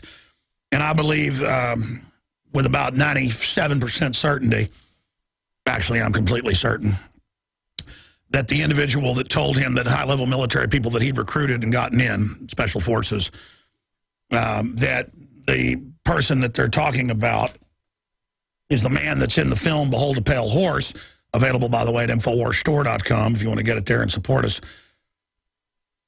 that we're talking about retired former head of Special Forces, General William Boykin. Because of the Christian circles, and I happen to know Boykin's been involved trying to help get Chinese girls out of China so they're not aborted after birth. They kill them up to a couple of years. Parents hide them and stuff. And it kind of freaked him out there when I went out there and said, "Is it Boykin?" And the guy's like, "I'm not going to sit there and do this question and answer. Boy, you really are smart. How do you know?"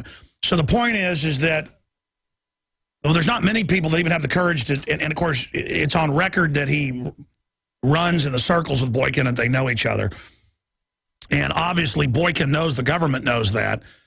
And I'm not saying he's not a really smart guy, but at the same time, you know, he went to this fella because he's like, "Well, you know about the internet. Can I work through you?" We need to get a hold of the filmmaker. He's been trying to get a hold of me. I've just been too busy to talk to him. I've been too busy to even call my other source. I'm just completely overwhelmed at this point. I mean, I'm going to be honest with everybody, but I already know their battle plan. And I just continue to get more intel and more data on them, and it's a bold move. Fortune favors the bold, and the globalists are bold. That's why I'm bold. And, you know, Pat Tillman found out they were growing drugs and doing all this evil stuff in Afghanistan. He was going to go public, so they killed him. And I think General Boykin, he's already gone public in Behold a Pale Horse. He's already exposed. Well, actually, Boykin is in CNS News today saying our government is arming the Al-Qaeda and giving them weapons in Syria. So that's actually in the news today. So it's Boykin, 97%. And I guess we need to get a hold of Boykin.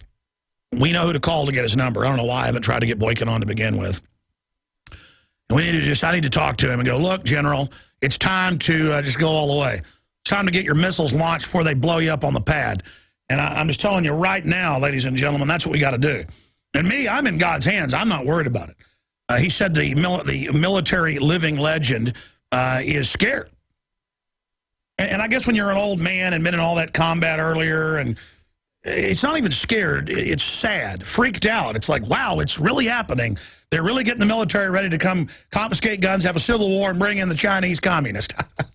Let me tell you, a lot of mainline conservatives are all talk, folks. They'll get out and salute the Reds if they came in here. I'm telling you right now. I mean, they'd line up. I mean, look, all the TV shows badmouth George Washington. I mean, if they had a public hanging in Austin, for me, people get out there and salute while they hung my butt. I guarantee it. Most people are cowards, and they love evil. But I got news for the New World Order. There's a good 15% of people aren't going to back down. And they're men and women. And so good luck with that big highway they just got completed, almost all of it from the southern Pacific side of Mexico right up into Texas. And they've built it right up into San Antonio and right up to the extension around town. And we stopped it just north of here, fighting it as hard as we could. That globalist taxation control grid to run the Chinese troops up. We killed it dead just north of Austin. And here we are fighting as hard as we can. And most people cannot believe how serious this is, how real this is. But you're going to find out. We're trying to stop them, but if we don't stop them, boy, just remember you were warned. Cenk Uygur, of course, founder and host of The Young Turks, theyoungturks.com, is on with us. He, of course, left MSNBC for several different reasons we're going to talk about. He went over to Current TV with Al Gore involved and the Hyatts and others, and then now that's been bought out by Al Jazeera. And he joins us. He has one of the biggest media networks on the internet out there, probably only rivaled by Infowars.com or what Glenn Beck has developed over there with The Blaze. And then, of course, there's the big granddaddy of all the real alternative media, and that's DrudgeReport.com. But, Cenk, it is good to have you on with us. I was looking forward to the full hour, but you promised to come back soon as we can get your Skype going for the TV viewers. But the radio listeners out there are excited to hear you on the broadcast. Where should we begin in this discussion today? You tell me, Alex. We can talk policy. We can talk shows, politics. You let me know. Let's talk about you a little bit. Most of the audience knows who you are, but I mean, how did you get started? How did you form your political beliefs? Good question. So when I was growing up, I was a liberal Republican in the Northeast. That, of course, doesn't exist anymore, but it did back in the day. Voted for Tom Kean. Not voted for, I was too young, but supported Tom Kean, Whitman, et cetera, right? And then the Republicans lost me during George W. Bush. Gore was actually the first Democrat I ever voted for in 2000. They lost me on a couple things. The Clinton affair was fun and funny, but I thought it was crazy to impeach a president over that. Then they really lost me during the Iraq War, and then they really lost me during torture, and then they went down the spider hole of, warrantless wiretapping, gigantic abuses of our rights and civil liberties, et cetera. And I consider myself an independent. The Democrats drive me absolutely crazy. I am a progressive, meaning that I believe in expansion of freedom. I believe in protecting the middle class, et cetera. And there are some progressive in Congress, but not much. And Obama, I think, is nowhere near progressive.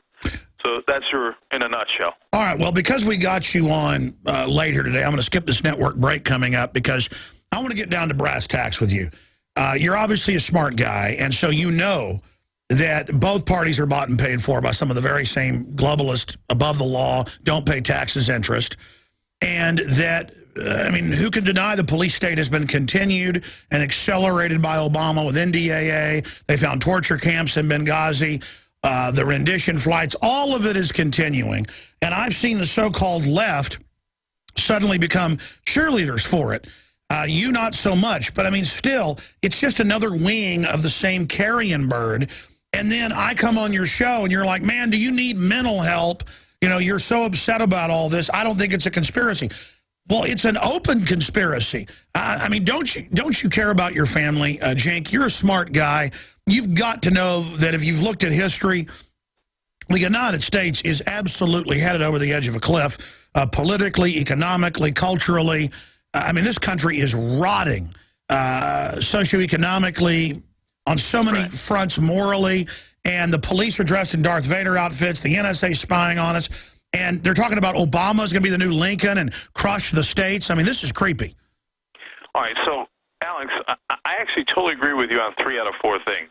It's just the 4th one we have a wild, complete disagreement. Okay, but so let me tell you what I agree with you on. So does money control politics? Of course it does. And watching television drives me crazy, where they talk about, Joe Lieberman had this policy idea, and Senator X cares about this ideology. That's nonsense. The only thing that matters is what their donors tell them to do. New York Times had a brilliant article about how this pharmaceutical company, Amgen, just bought a $500 million exemption in the latest fiscal cliff deal. It makes me sick. And by the way, who'd they buy? They bought Republicans and Democrats. Max Baucus, Obama, McConnell, and Orrin Hatch. So totally agree on that. Well, take Al Gore. Take Al Gore getting all that oil money. How many tens of millions? What is it, 100 million? Some estimates. And we all know that Al Jazeera is backed by a government.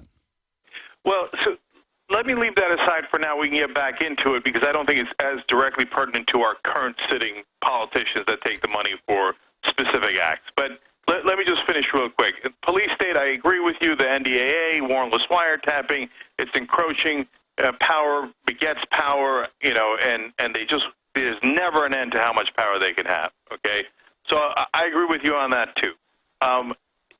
But the final piece of the puzzle, when you say talk about the reasons why, that's where we have the huge disagreement, Alex. And look, I think the reasons are super obvious. You said a conspiracy out in the open. You want to talk about a conspiracy out in the open? The lobbyists say we will give $100,000 to this guy, and we will hire his chief of staff, and we will hire him after he retires. They funnel all this money and then they get the money back. And then you got Congress insider trading. Explain. So if the power is all massing and foreign corporations and global corporations are taking control, don't you see then the wisdom for the people to be armed as a balance of power, as a check and a balance? I understand what you're saying there, Alex, but I think it's unrealistic in a couple of different ways, and I think it has a huge downside, okay? So, number one, when I say it's unrealistic, look, man, we can have all the guns you want, and we could be out in the woods. When the government comes with drones, if they wanted to do that, I don't think they're going to do that, but if they wanted to do that, I mean, they blow us out of the sky. You can have 28 AK-47s. Really? You're never going to be 200,000 U.S. troops couldn't hold Baghdad. I believe you're wrong about that, and our people are inside the military. If they start trying to use the drones, even if they're automated and controlled by the globalists, people in the military are going to wreck those systems. Humans are powerful machines. There's hundreds of millions of us. Again, I've been to the urban warfare drills where the military trains against U.S. role players to confiscate guns in U.S. cities, Cenk. I have the Army manuals. In fact, I can give you one of them for gun confiscation and FEMA camps and how to round up civil disturbance operations, FM 3-39.40.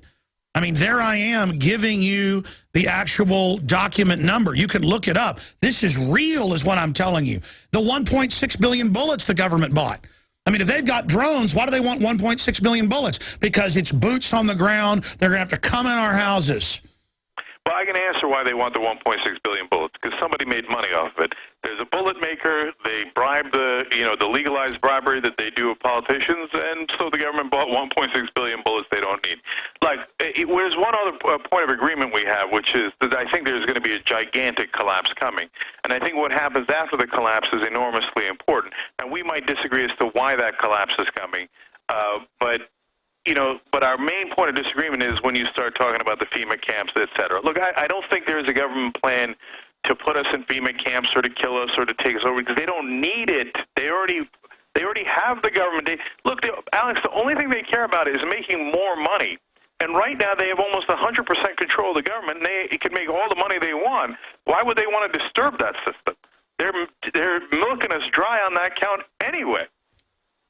Well, I get the points you're making, and it's true that we've already been taken over. They're already looting us, so why physically do it? It is the instinct of tyrants to fully dominate.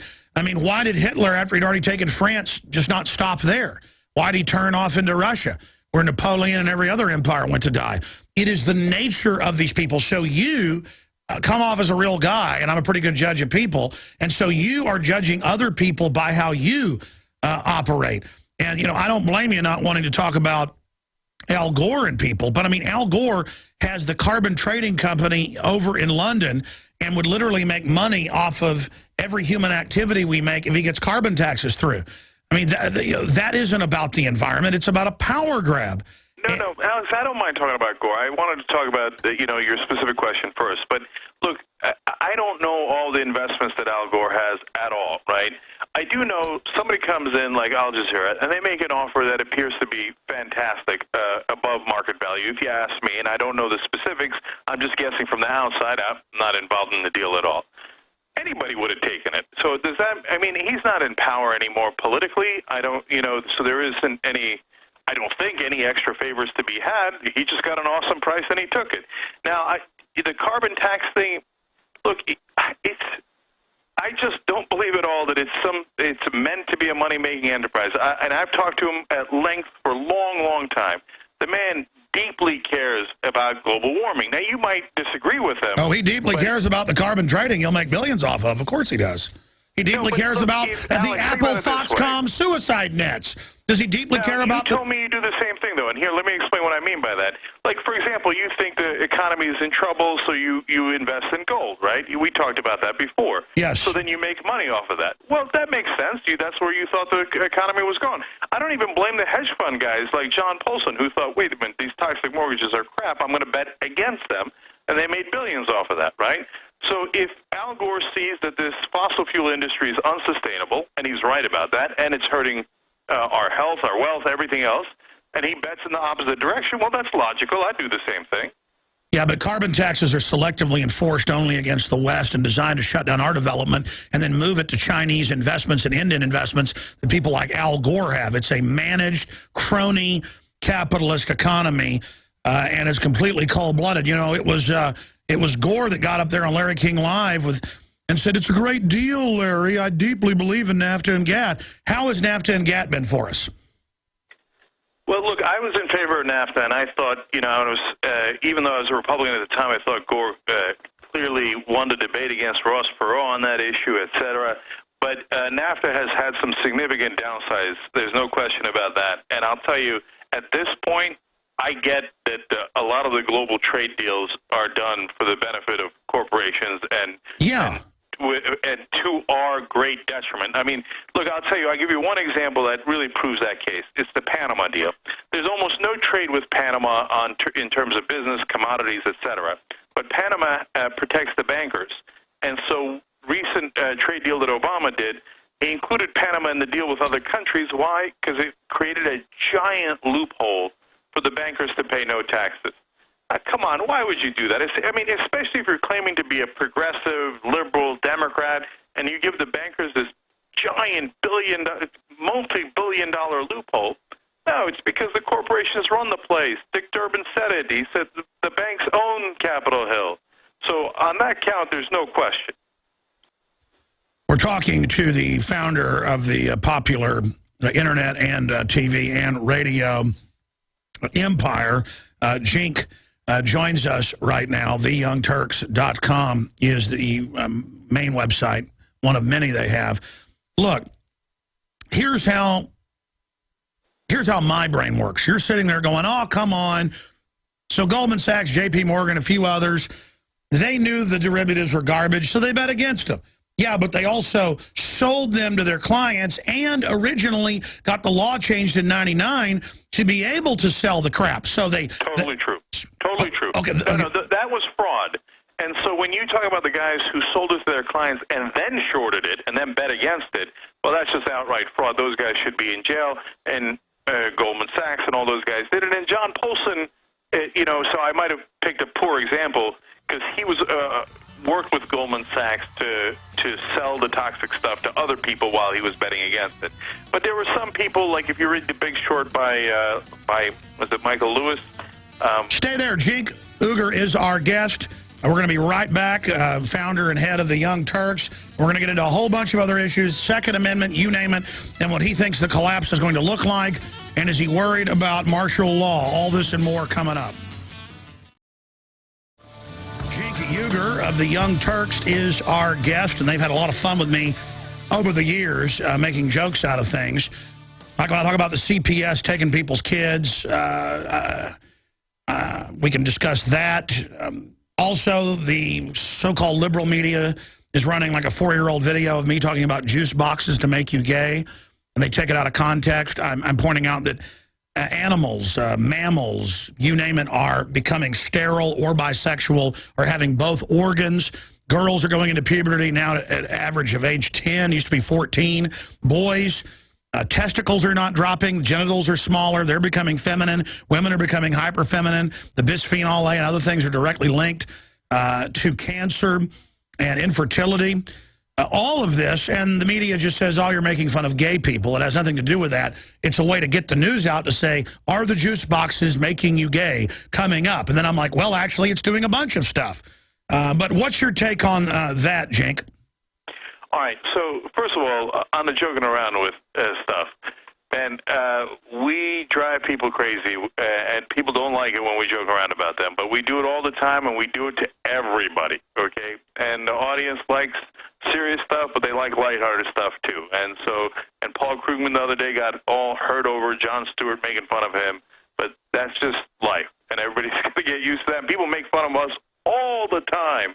And that just rolls off my back. No, I don't mind you making fun of me. I mean, I'm a funny guy as well. I think you're a funny guy. But I mean, how does that tie into the juice box stuff? Because they're really saying so that I'm... On that front, look, you know, you mentioned 3 different things there. Let me take Child Protective Services. Now, this is, again, it goes to our fundamental disagreement, Alex. Like, if you say that Child Protective Services goes too far in some instances, I'm going to totally agree with you. And I bet you could find 5, 10, 20, 100 cases throughout the country where you say, look at this, look at this, look at this. Now, if you think Child Protective Services is some sort of conspiracy where they're all coordinating with one another to take people's kids, that's where I totally disagree with you. I got a neighbor who's in that. My wife used to be in that. There's no conspiracy. They're trying to do the best they can, and a lot of times people screw up. That's it. Well, let me add my point. Half of CPS, roughly, about 54% nationally, people can look these numbers up, turns over. Because people get in it for the right reasons, and it's so bad, most people quit. Sounds like your wife did. I know there's about 50% or more that are good people. But you are 5 times more likely, according to the Justice Department, even Time Magazine's covered this, to be abused in government custody, CPS, than you are in anybody else's custody. They put the average foster child on 7 psychotropics. 67% are on psychotropics. I mean, it is a mill. But Alex, that's not a conspiracy. Like, so they overprescribe. I agree with you. And if you're talking about, hey, there's a financial incentive for the drug companies to set up an incentive system so they overprescribe, I'm with you. And I think they overprescribe, right?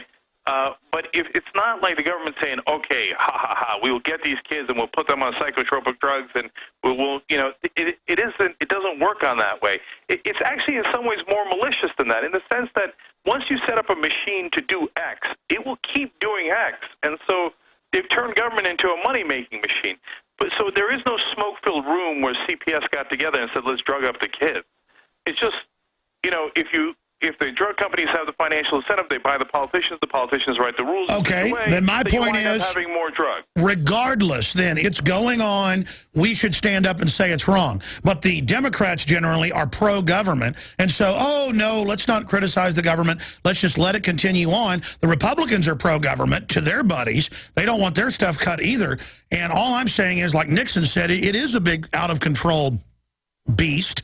It is an out-of-control machine that nobody can control, except the establishment on top is trying to ride the beast, and we're being trampled under it. Yeah, and look, when people ask is government too big, too small, that's my favorite question because it makes no sense. It's like saying, all right, how big a pipe do you need? Well, I don't know. What's the job we're doing? Are we carrying oil? Are we carrying a tiny amount of water? What do you mean, well, how big is the pipe you want, right? So it depends on the job that the government is doing. So is the government too large when it has this enormously bloated Defense Department that it starts aggressive wars? Hell yeah, it's too large. Is it too large when it gets into our private lives? In my case, I think, I'm pro-choice. I think them getting between us and our doctor is way too large. And so you can list a dozen ways that it's too large. You can also list a dozen ways that I think it's too small. Like, for example, the whole reason why I'm not a small-time olive picker in the middle of southeastern Turkey is because the Turkish government allowed my dad to get a free education because he scored high on an entrance exam. That's the government saying, hey, we're going to give everybody an opportunity, whether they're poor. They do that to find, under the eugenics model, and I'm not judging Turkey's models. I'm not enough of an expert on it, 60 years ago or whatever. Though I know quite a bit more than the general public does about the history of it. My issue is they do that to pick and find the brains to make sure that there aren't what they call wild sons or bad sons out there that grow up and get power outside of the power structure. Let's expand on this. Golfer Phil Mickelson pays over 64% in federal and just state income tax. If you add in the property tax and all the other taxes, it's over about 74% for somebody making as much money as he does. Come on. I don't believe that. Come on. I don't believe that. Well, I mean, are you? I don't think that's accurate at all. I pay close to 60% in taxes. Yeah, I mean, look, if you're adding everything, if you're adding local taxes, property taxes, which is a whole different ballgame, sales tax, you might get to 60%. But if you got to 60%, that means you're making a hell of a good living. I mean, I got friends making millions of dollars, and then they say that in the end, and they live in New York, which is heavily taxed, they're at around 50%. Yeah, which I don't worse think is than that. outrageous. Are you kidding? In New York? You should pay 50%. Hey, Obama just hired that French researcher, top economist lady to help tune international economics with the U.S.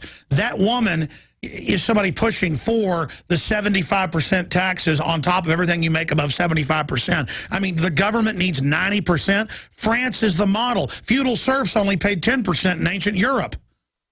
But Alex, if you remember the golden years of America from about 1945 to 1980, when our economy did the best, more accurately probably 45 to 75, the tax rate was anywhere between 71 to 94%. But the loopholes were so big, that's not actually the case. Kennedy cut some of the highest tax rates by 35%, the median tax income by 50%, tax receipts doubled. Why does government want higher taxes when they know generally tax cuts increases revenue, or do you disagree with that?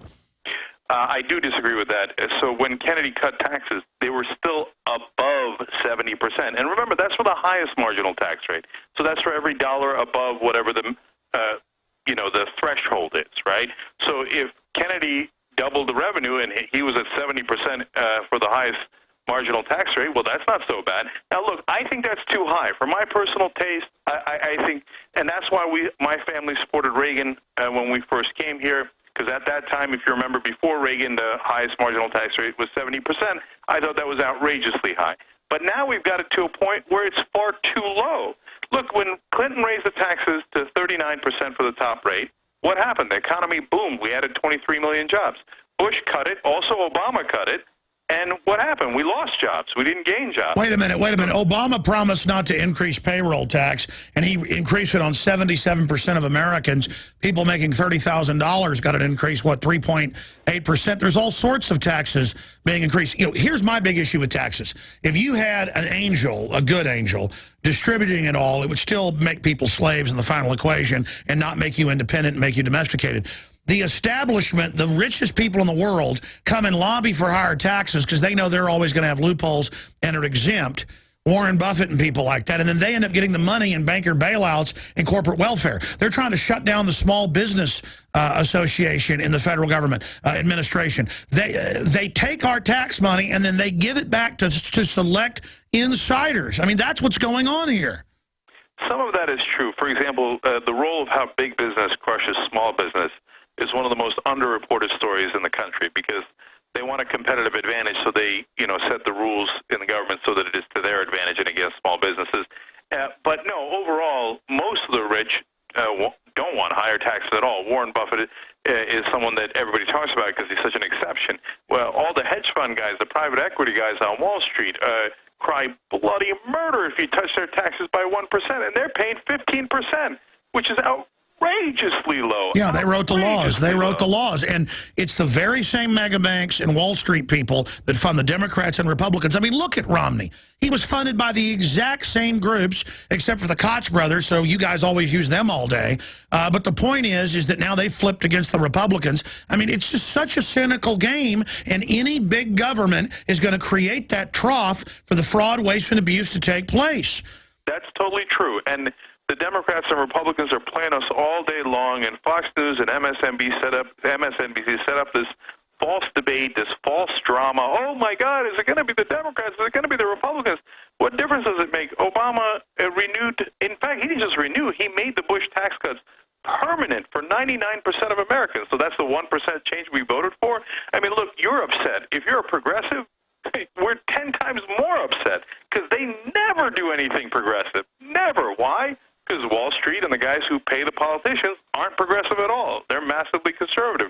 And no, they're selective. They selectively enforce it on the general public, and then they're exempt from it all. So cynical with Bill Gates and all them up there talking about, oh, raise taxes, rich people don't pay enough, knowing it's all written where they can be tax-free in their tax-free foundations. But Alex, let me ask you a more fundamental question. And I always wonder this about libertarians. So how much government do you believe in? So, I mean, you got to have some government, right? You got to have police, firemen, teachers, etc. So we obviously have to have some taxes to support that government. So what do you think is an ideal tax rate, and how much government would you want? Well, that is a huge discussion, incredibly complex, because like Ron Paul has stated, we've gotten so domesticated, it'll take 50 years to even wean off this.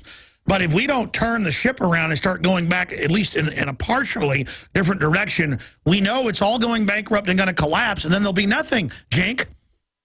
Yeah, but it isn't going to collapse because of these things. The main reason that it's going to collapse is because we allow the banks to do unlimited gambling, and unfortunately they control such a and then government backs and guarantees it. Government then backs and signs us onto it. No, look, again, that's our fundamental agreement. They've captured the government. And J.P. Morgan alone, and this is in an Atlantic article you can read, well, it's public information you can see anywhere, trades $74 trillion worth of derivatives. Now, that doesn't mean they're risking $74 trillion, but it does mean that is the amount of trading they're doing. So any slight error is going to lead to enormous, uncontrollable losses. And any gambler will tell you, if you take enough risk, at some point you're going to blow it. Yeah. And these guys are definitely going to blow it. $74 trillion is 5 times the size of the U.S. economy, and that's just one bank. By the way, you know, worldwide, it's estimated by the Washington Post to be 1.5 quadrillion. Yeah, it's insanity. So that's going to blow up. It's going to take the whole world economy down with it. What I'm afraid of is that people are going to take that and then misinterpret what happened there. And the answer in that case, Alex, isn't less government. The answer is more regulation, more honest government. Yeah, after the bankers have collapsed and taken everything over, they shut the game down so nobody else can even basically do anything. See, that's the problem. They know this is going to screw up. They signed us onto it. Then they implode it. Then they pose as saviors. Then they bring government in. We go from 25 million on food stamps to 50 million to 100 million, and then we're all completely domesticated, and the social engineers win. Let me shift gears with you. General Boykin, former head of Special Forces Command, is in CNS News today talking about how there's evidence that our government's arming al-Qaeda. Well, come on. That's in the New York Times even. Against Libya, in Benghazi, now in Syria. They're doing horrible things. They're making sure the Arab Spring doesn't become something good. They're making sure that Saudi Arabia runs it. Where you're from, Turkey, so I know you have knowledge about this, is helping bring them in with the U.S. and NATO. And I'm not saying Assad's a good guy, but compared to al-Qaeda, he's a wonderful guy. And they are killing Christians. They are killing Alawite minority Muslims. It is unprecedented. Obama, it was called peace bombs when we did Libya. I mean, what is your take on where this is going, where the TSA wants to look for bin Laden in my underwear and in my wife's brassiere and in my daughter's underwear, my son's underwear, but then the government is openly funding, and it's CFR admits those groups are led by al-Qaeda. I mean, what about that? I mean, should we give Obama another peace prize? How about 10 more? All right. I'm really conflicted on this one. I'm not conflicted on his peace prize. That was insanity. He hadn't even done anything yet, and once he did something, we found out he wasn't altogether that interested in peace. But look, when I see Gaddafi oppressing and killing and butchering his own people, and I see it with Assad, I want to do something about it. But doing something is a really hard question. What are you supposed to do? And I totally understand that the more we get involved, and I think here Ron Paul makes a lot of good points, the more blowback we get, and we constantly seem to be funding and training the wrong people. Look at what happened in Mali. We train some of the guys in Libya. They go over to Mali, and then they turn on. Oh, it's all an accident. Then we got to invade. Oh, we got to invade all Africa with AFRICOM now. I said 4 years ago in Obama deception, they'd use al-Qaeda to invade those very countries and do this. You know how I knew? There's Pentagon public white papers. They think we're so... See, Cenk, I've got West Point documents from 4 years ago and last year and now this year where they're training to take on gun owners and take our guns. That's why I know, Cenk, they're coming, because I have the Army manuals. I have the Army sources. Do you understand what's going to happen when they come for the guns, bro? Okay. I keep going back to it is totally unnecessary. What they would do if they came for guns is they would, stir up the biggest S-storm you ever seen. They're trying right now. Why would they bother doing that when they've already got the whole system on lockdown? I mean, they're not. No, you don't know about the Mao said possibly can. Mao said political power goes out of the barrel of a gun. Our forefounders knew that as well. They just wanted the people to have the power. Don't you get that, man? Don't you trust yourself? I mean, Alex, think about what kind of look. You can't do through guns and violence if you're going to fight back against the government. You've got to do it the King way, the Gandhi way, because if you try to outgun them, you know what Gandhi said? He said part of the reason we didn't use guns is because we didn't have them. Now, you would take that as an example for your side. I actually say, well, of course, Gandhi was never going to beat the British with weapons. They had so many more weapons. The way you beat them is by other means.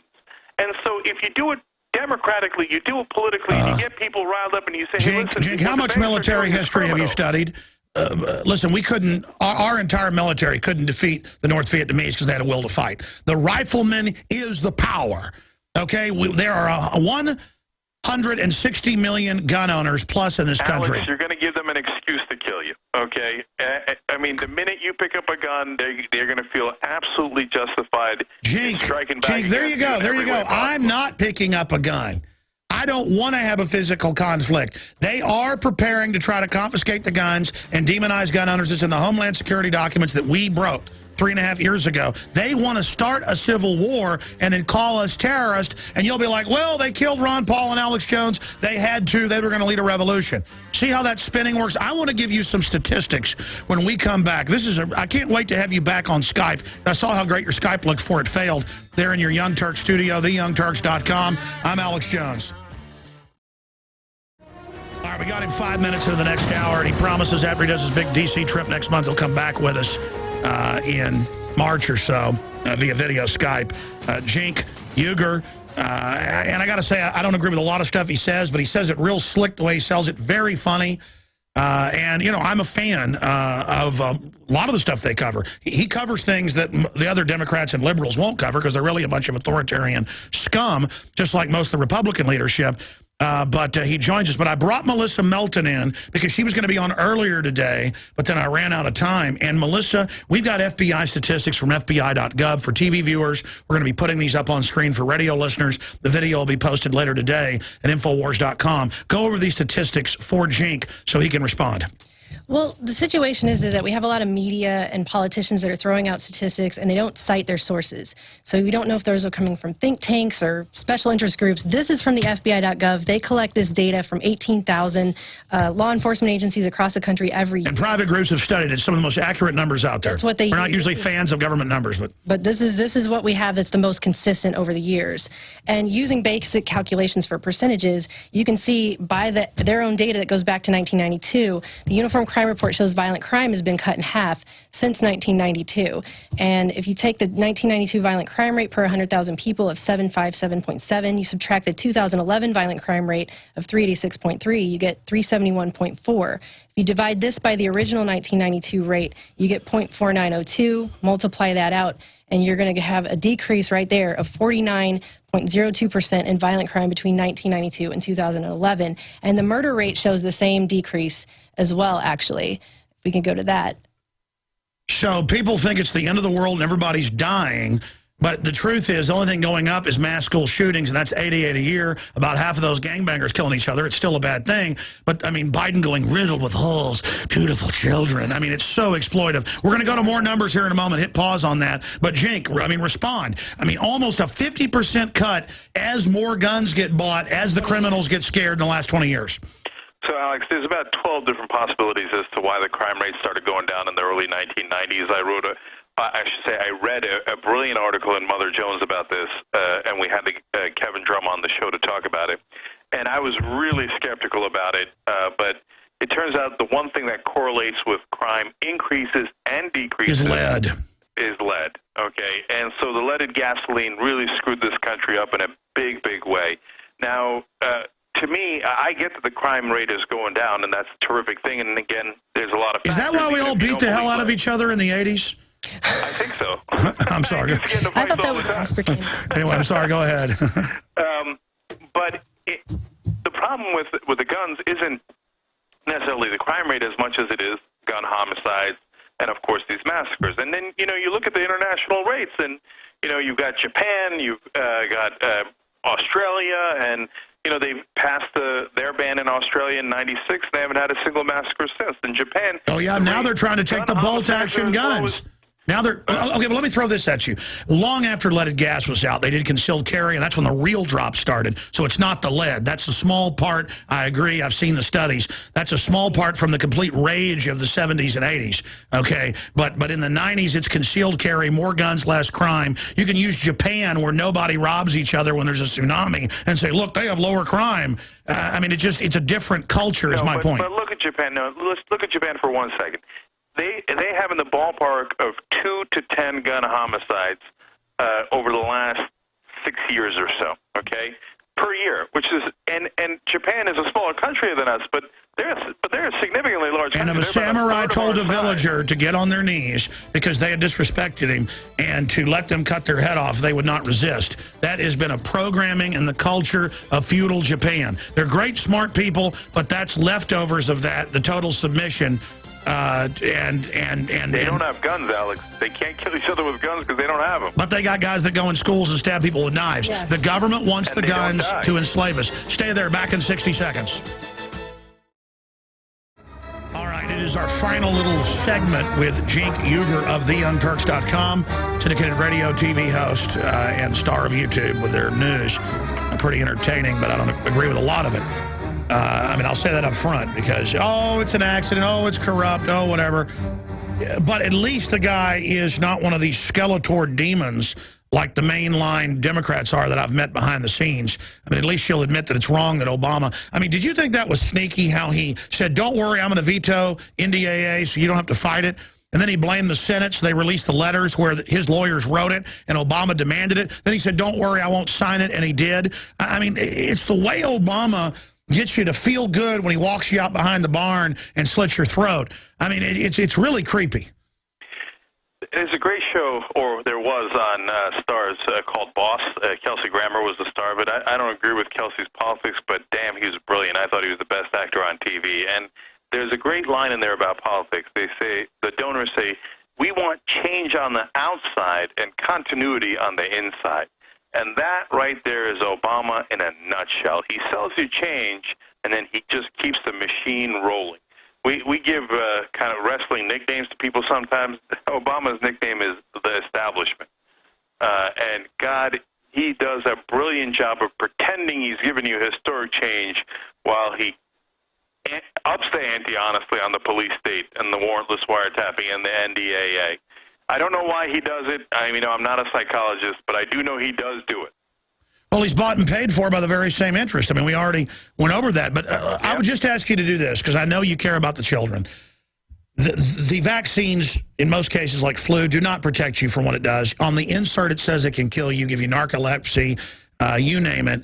And all over the world with the meningitis and other shots they're giving kids, polio shots, it's killing them. I've got articles up at Infowars.com right now.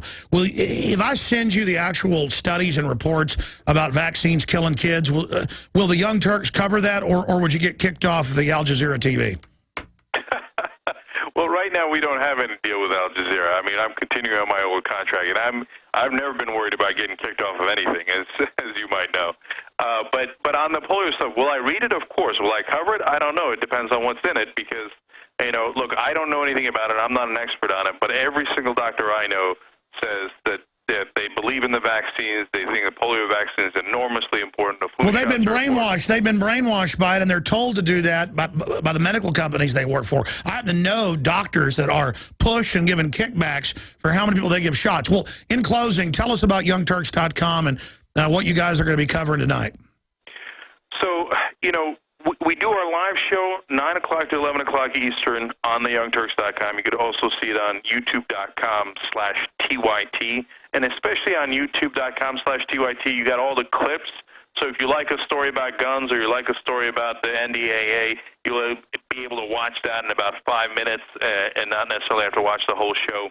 And we do all the news. So we got pop culture, we got really serious politics, foreign policy, and then we've got a network of about 20 channels on YouTube as well, so you can watch sports or any of the other topics that you like.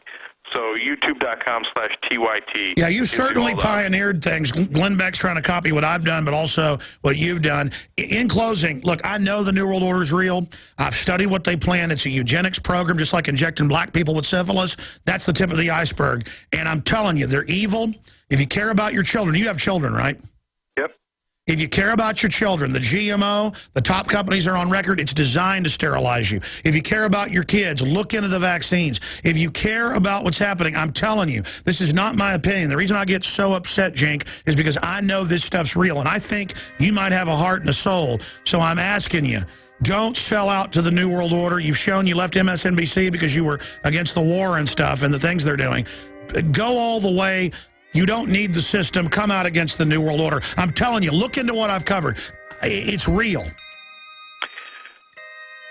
So far, I disagree with you on that, Alex, but I'm always open to reading things. All right, Cenk, I'll say bye to you during the break. Thank you for spending so much time with us. We're going to come back with a special report, more on those statistics on the guns. All right, if you just joined us for the last hour, we had Cenk Uygur of the Young Turks on. And I don't think he's an evil person, a bad person at heart, like a Piers Morgan. But he just makes excuses after excuses after excuses. And I was talking to Melissa Melton during the break, and we were talking about how everybody's getting these allergies, and they're getting worse and worse. People that never had them are getting them to, like, normal foods, even stuff that isn't GMO. And it's because we're being biologically manipulated. And I have more than 100 eugenics books written by the top scientists, the heads of IBM, the White House science czar, how they would engineer this in the 30s, 40s, 50s, 60s, 70s, 80s, 90s. And we're going to get into some gun statistics here as we go into the fourth hour of Overdrive with Melissa Melton. But you were telling me a story, and I said, well, can you tell that story on air? And you said, yes, you would. You had to take your son to the emergency room last night. And I'm telling Cenk, I'm going, listen, don't give your kids vaccines. I'd like to send you the inserts. And listen, this GMO was really designed. And he's like, I don't believe they want to do that to me. I'm like, what about black men and syphilis? What about the atomic soldiers? They're just not listening, okay? There's a global scientific dictatorship. It's a plan. And 99% of people are not in on it. It's a very small technocratic group. But just like they had in the Times of London, Bill Gates, Oprah Winfrey, Warren Buffett, Soros, about 30 of them met at Rockefeller University, quote, secret meeting to discuss global government to reduce our population. It's always the same. I mean, when I say I've read 100 books, okay, I'm not exaggerating. 100 books they've written, it's more than 100, where they admit their global government plan, where they admit they're killing us. Cancer is, I mean, that Miss America contestant's having both her breasts removed, and she's wondering why her mother and all her family's dying of breast cancer. Why is breast cancer up 3,000-something%? Why is the U.S. leading it worldwide in the increase? There's never a discussion of why is it exploding? Why is it exploding? Why are all these other autism, all these other cancers? Why? I mean, you give your kid a vaccine, they have a convulsion right there. Now the doctors are taught, this is in the news, say, that's normal to have a convulsion. Really? And your 2-year-old never talks again? Now, and again, it's around 18 months to 2 years when they all build up the 50-something vaccines. Now it's going to be 100. And then 200 they're talking about by age 2. And yeah, let's turn her mic on. Go ahead and say what you said again. Oh, the U.S. has the most aggressive vaccine schedule in the world. It's unprecedented. We have so many vaccines that are given, and it is amazing. I think it's like 69 by 18 that you're supposed to take now. 50-something by 2. Yeah, and it just keeps going up. So, and they just keep adding more. And Bill Gates is funding, putting it in the food, pears and bananas, where you're going to take, and mosquitoes that come bite you. You don't have a choice. Bill Gates says. He even has a clothing thing now that's going to have nanotech in it that's going to dispense medication. Oh, that doesn't sound like it's dangerous. No, that sounds great. I think no, everything's fine. There's not a plan. You know, the globalists just took over and are launching drones. They admit humans won't even be in the equation soon, only the elite. Let's build giant robot armies for eugenics-based elite. That sounds wonderful, yes, and then we'll all wear their medication. Tell folks what happened to your son. My ex decided to take him to a well-known fast food restaurant and get him some... Well, say the name. Burger King. It was Burger King, and get him some onion rings. And within probably 20 minutes of eating these onion rings, his whole body just welled up with huge rashes and blisters, and he had to go to the emergency room because his eyes were swelling shut. Yeah, a couple of years ago, we'd be on a road trip, and now we always pack all our food, period, and find out where at least semi-organic store is somewhere around it, or we pack it all on a road trip. And because every time I give in, all right, I guess we'll pull into one of the big names, my children get sick and act like demons. Mm-hmm. And the thing is, it's been shown to be addictive because McDonald's and others, by law, they call it an additive. It has silicone in a lot of the frying agents. It does. I mean, silicone. Silicone, and then high fructose corn syrup and everything, too. And it's just the whole combination of all those chemicals all at once hitting a small child. It's just amazing. But, yeah, I've never, I mean, even when we've ever gone there, I mean, we eat it. We always feel crappy, like you said. But this is the first time this has ever happened, and we will not be eating there ever again. I mean, it was scary. It really scared me. They thought his throat might swell shut. They had to give him 2 medications. And the hospital said it was an allergic reaction. It was an allergic reaction. And that was the only thing that he'd ingested or anything. And again, 20 years ago, there might have been 1 or 2 food allergies. Now it's hundreds of things. Eat a mango, die. 1 in 5 Americans are allergic to wheat. They have wheat gluten issues now. And again, didn't used to be the case. No. My grandmother, almost 90, never had allergies, has horrible ones, always lived here. It's everybody I know. I mean, listen, I've been exercising. I've been eating almost no GMO, really working hard to do it, except when I'm on the road. Then it's hard. It's a habit. I have been swimming 2 miles a day back when I could still go swimming before it was too cold, jogging, hiking, climbing mountains. My muscles get bigger and stuff, but I've got allergies now to cedar where I may have to leave in the winter and go remote do the show from another city. I mean, I'm actually looking at it. And nothing will get rid of it. I just gnash my teeth together. I'm so angry about it. So bad. I mean, this whole thing is out of control, Melissa. Well, and then when you go, you have all these random symptoms, and they want to give you more and more medications and tell you you have more and more disorders and not tell you what it actually is. So, well, I mean, the doctors don't know. They're not specialists, but the endocrinologist, the allergist, the scientists that study the brain-blood barrier, Dr. Blaylock, all of them will tell you, this stuff is killing us. I mean, listen, take all the different BT varieties of corn and stuff. There's a bunch of companies put it out, not just Monsanto. It all is designed where when bugs eat it, they die. They die. But they say, but it's safe for you to, excuse me, and they go, well, it's natural. They took a fungus, or in one case a bacteria, and soup it up thousands of times, the poisonous bacteria or fungus, and then it's 2 different varieties, and then we're supposed to eat that. Everything's fine. Don't matter all the bowel diseases are exploding. Doesn't matter your IQs are dropping. Doesn't matter you're getting cancer. Doesn't matter in the studies that killed all the monkeys and rats. Everything's fine, Melissa. Everything's okay. Tune into the Young Turks, man. The government loves us. Yeah, why wouldn't you want to eat a food that produces its own pesticide? That sounds great. It's healthy for everyone. I actually read one of the people from the American Academy of Pediatrics said that there's no long-term study to show that eating less pesticide is healthier for you. So if there's not a long-term study to tell you that it's bad for you, then that means it must be good for you. And they don't do the human studies, but then they do the monkeys, the guinea pigs, the rats, the mice.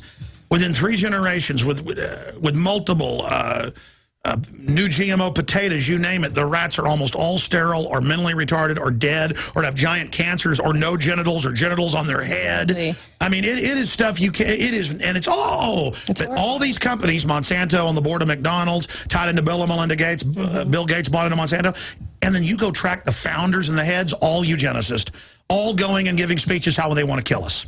Exactly. Bill Gates gets up at TED TV. We've got to lower this H2O equation from the humans down to 0. That means 0 this. Shows 0 humans, and the whole crowd laughs and gets off. Ha, ha, ha, ha, ha, ha, ha, ha, knowing they're in on the joke. That thrills them as little control freaks because they don't like going to the Grand Canyon and seeing you.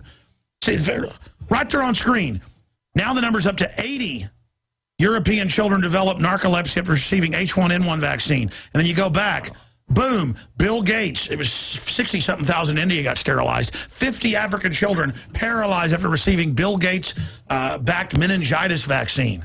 Oh, but everything's fine. Everything's good. Isn't that just precious, Melissa? Yeah, and when you look into his foundation, they own stock in all the companies, Monsanto, McDonald's, Burger King. I mean, he owns... And then he owns stock in the pioneering companies that treat autism and treat gut disorders. So they hit it on both sides. They're going to suck the money out of you while you're debilitated and tortured. So they don't want to just kill you. It's important to watch humanity mutate and die and be in pain.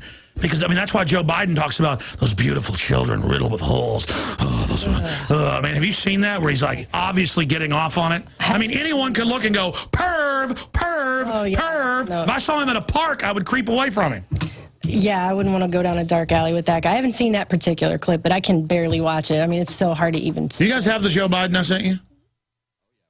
Cue it up. This is just part of it. All right. And we're going to go to break and cover the statistics in the 5 minutes after that. You know, we were giving those statistics. Most of the drop was not in the 80s. No, it's consistently over the last 20 years. Yeah, and they phased the lead out starting like 180 to 86 or so. I read the lead study, yeah, but that can't be accounted for it just continually dropping for the last 20 years. It accelerated the last 9 with the proliferation of concealed carry. And they have the local, you took stats in college. Yeah, I mean, to say that that's all it is just, I think there's no way you can do that when you look at the whole big picture of all of it. Well, they can't stand it. They're like, look at the children. Like Stalin said, 1 person dies, it's a tragedy, 1 million die, or 10,000 die, different quote. It's statistics. They know that. I mean, they got drones murdering, blowing kids' lower mandibles off, Hellraiser type stuff. It's all cute and funny. But then, oh, the children, give us your guns. It's for them. Obama, I'll get the guns for you. The little kid high-five me. Yeah. I mean, the exploitiveness of it. Well, he's killing hundreds of kids in other countries. That's fine. No one cares about that. Do we have the perv clip? So. Okay, play the perv. Here's the perv at different meetings. There's nothing that has gone to the heart of the matter more than the visual image people have of little 6-year-old kids riddled. Not shot with a stray bullet, riddled. Riddled. And one of the guys in that meeting's son planned a mass shooting that local cops stopped. See how this works? Riddled with bullets. It's like he's salivating over the word riddled. Riddled. He goes, no, he has that look. He goes, riddled. He barely moves his mouth. He goes, riddled with bullets. About to start riddled with oh, that's gross. Yeah. We're going to riddle you once we get them. That's the kind of person you get. Crank him back up. Have you heard all the clips of Piers Morgan talking about killing people? Yes. Riddled. Riddled. But riddled. Kids riddled. But riddled. Riddled. That's the kind of person you get up on if you're sitting next to on a bus and move. Look at the guy next to him. These are government control freak pervs. By pervs, they want to pervert liberty. Look at that perv smacking his lips next to him. Yes. You want to hang out with that guy, Melissa? Oh, God. I'm so sick of these people. Of that guy. It's like General Boykin's scared of him. I'm just way past it. You guys don't control me. I don't care what you do. I'm going to make sure you go down with me. How's that sound? All right, that's enough of Pervo. All right, we're going to, I mean, this is... Did you see him during the speech with Obama last week, the salivating, and he kept fighting the smile going... Yeah, no, it was pretty disgusting. It was really hard to stomach. Yeah, I got to feed the trolls here on air when I do these little pieces. They take it out of context. They've got it clipped together and dubbed my voice saying racist stuff, too. Oh, wonderful. But it doesn't. All it does is discredit them. Basically, it's a good way to spend your time. Hey, good for them. Yay! They're going to die of cancer early, too. They probably When will. they beg, retching their guts out about to take the all-express elevator straight to hell, where the devil and all his angels are waiting to roll with your soul like a millstone and take you right to the center of the frozen lake in the 9th circle. Gun statistics. Now, I want to go over these gun statistics with Melissa Melton here from FBI.gov. I've talked a lot about these. I just looked at some of the statistics. 21% drop in violent crime in the last 7 years. And then I saw Fox say 49, but they didn't give the actual proof. I went and looked it up. They were being accurate. It's 49+% since 1991. Melissa Melton's here to cover that. Then I'll hit a few of the headlines up at Infowars.com. For TV viewers, we're putting graphics up showing from FBI.gov, and then we break down the numbers. And again, this is what you went to college for, along with journalism, so you've been helping us crack these numbers, but anybody can go check them for themselves. And then some will say, I thought you don't like government numbers. We know which ones are fake from economists and others, like the unemployment numbers or numbers on inflation. They used to be accurate 20 years ago, and they've gotten worse and worse, and we know how they cook them. The crime statistics are very accurate because they're compiled locally. And then they're cross-referenced by a lot of different universities and others. But the uniform crime statistics, go over these for people. Well, these statistics come from 18,000 law enforcement agencies across the whole country. And you're talking city, college, county, state, tribal, federal agencies all over. So 18,000, they compile this data every single year, and they've been putting it up. And it's from court records. It's all filed, the arrest, what was reported. They report it to the FBI through their reporting system that they've had for many decades. And so you got 18,000 groups that can cross-check their info. It's been found to be some of the most accurate numbers out there. This is what everybody uses. This is our most consistent crime data that we have in this country. It comes from these numbers. In fact, if they do anything, they've been caught inflating it to get money. So it's probably even lower than what they're saying, but go over it. Well, okay, so what they have up right now is from 1992, and if you use a basic calculation for percentages, you'll see that violent crime, we'll start with that, has been cut in half since 1992. The 1992 violent crime rate per 100,000 people was 757.7. If you subtract the 2011 violent crime rate, that's 386.3. You get 371.4. You divide this by your original 1992 rate, that gives you 0.4902. Multiply that out to find your percentage, and you're going to have a decrease of 49.02% in violent crime between 1992 and 2011. Incredible. And the murder rate shows actually the same decrease from 1992 to 2011. In 1992, the rate was 9.3. In 2011, it fell to 4.7. If you subtract, you get 4.6. Divide that by your 1992 base rate, and again, you get a 49% decrease in murder rates in this country from 1992 to 2011. So it's cut in half. We have half. And actually, all the major crime categories that the FBI does collects all this data for have dropped significantly between 1992 and 2011. As you can see here, I've got all the numbers up there. Every single one of those numbers has dropped. Every single one. Every one. The only crime statistics, we shoot another report on this, is the petty crime, because criminals are afraid to home invade, carjack now, or knock a woman on the head. I mean, that was just prolific decades ago because they're scared of getting blown away. Now, you look at what you ought to do in the next few days is do this versus British crime rates. They've got those numbers. Just the muggings, the stabbings are just off the charts. They have a much higher rate of rape there than we do here also. Their rape is going off the charts. I mean, a lot of their stuff, their violent crime is going off the charts. It's much higher. They estimate in many states 1/3 of women are packing heat in their purse. You're going to try to rape her in the parking garage. Well, they've calling Britain the violent crime capital of the UK because it's higher. Their rates are higher for violent crime than, I believe, Australia, South Africa, here, and Canada. So, did we cover all the statistics? Yeah, that's and that's all the graphics that I have here, all these different statistics. But I mean, all of these are consistently down. Every single thing is consistently down. Anybody can go, they can get these reports. They can see they've put them up every year for the last 20 years. So they can go to the FBI, they can download all of it. They can download it for their state. They can look at all of this different information right down. And then you can double check. Let's say you live in Fresno, California, or let's say you live in look at your specific city, and you can Clearwater, Florida. You can go check those numbers. Exactly. Check it with the newspaper. For the last 20 years, you can look at that. And they do this every single year. And like I said, this is used every time a criminal justice study is done. It's pretty much used. Every class I had in grad school, we use this data because this is the most consistent data that we have. And some people like to detract and argue about this data and say, well, crime is underreported. But if anything, I would say this is the... It was underreported then. I mean, there are obviously some unreported crimes, but that's a constant in the pool. A lot of statistics I've read have shown it's more reported now because it's easier to report because the internet. To report. And they let you do it with anonymity, which is unconstitutional. In the past, you had to go face your accuser. Right. And over the years, the FBI has made their system of reporting from these local agencies easier for them to report their data as well and have a much more consistent... Well, everybody knows there's less crime. When I was growing up in Dallas, I remember some weeks when there were like 60-something dead. And because, you know, in the 60s and 70s, everything got real anti-gun, and gun ownership went way down. They were winning their war. Everybody was getting rid of their guns. Crime exploded all over, but then guns came back, and criminals are scared. But any police will tell you that. I mean, look, you home invade in Texas, you're probably going to die. Yeah, I mean, I read a statistic today, and I didn't bring this one in here with me, but assault weapons are only used in, what, 0.6% of all murders? I know, and I kept trying to tell Piers Morgan, hey, these aren't even used. You're using this as just a tiny example to blow it up, to pull on people's heartstrings. And he's like, how many murders in England with guns? And I'm like, how many murders with knives? And he didn't even cite his sources. And then Ben Swan went on and did a report to show all of his sources were incorrect anyway. Yeah, it was a lot higher in England than what he said. Great job.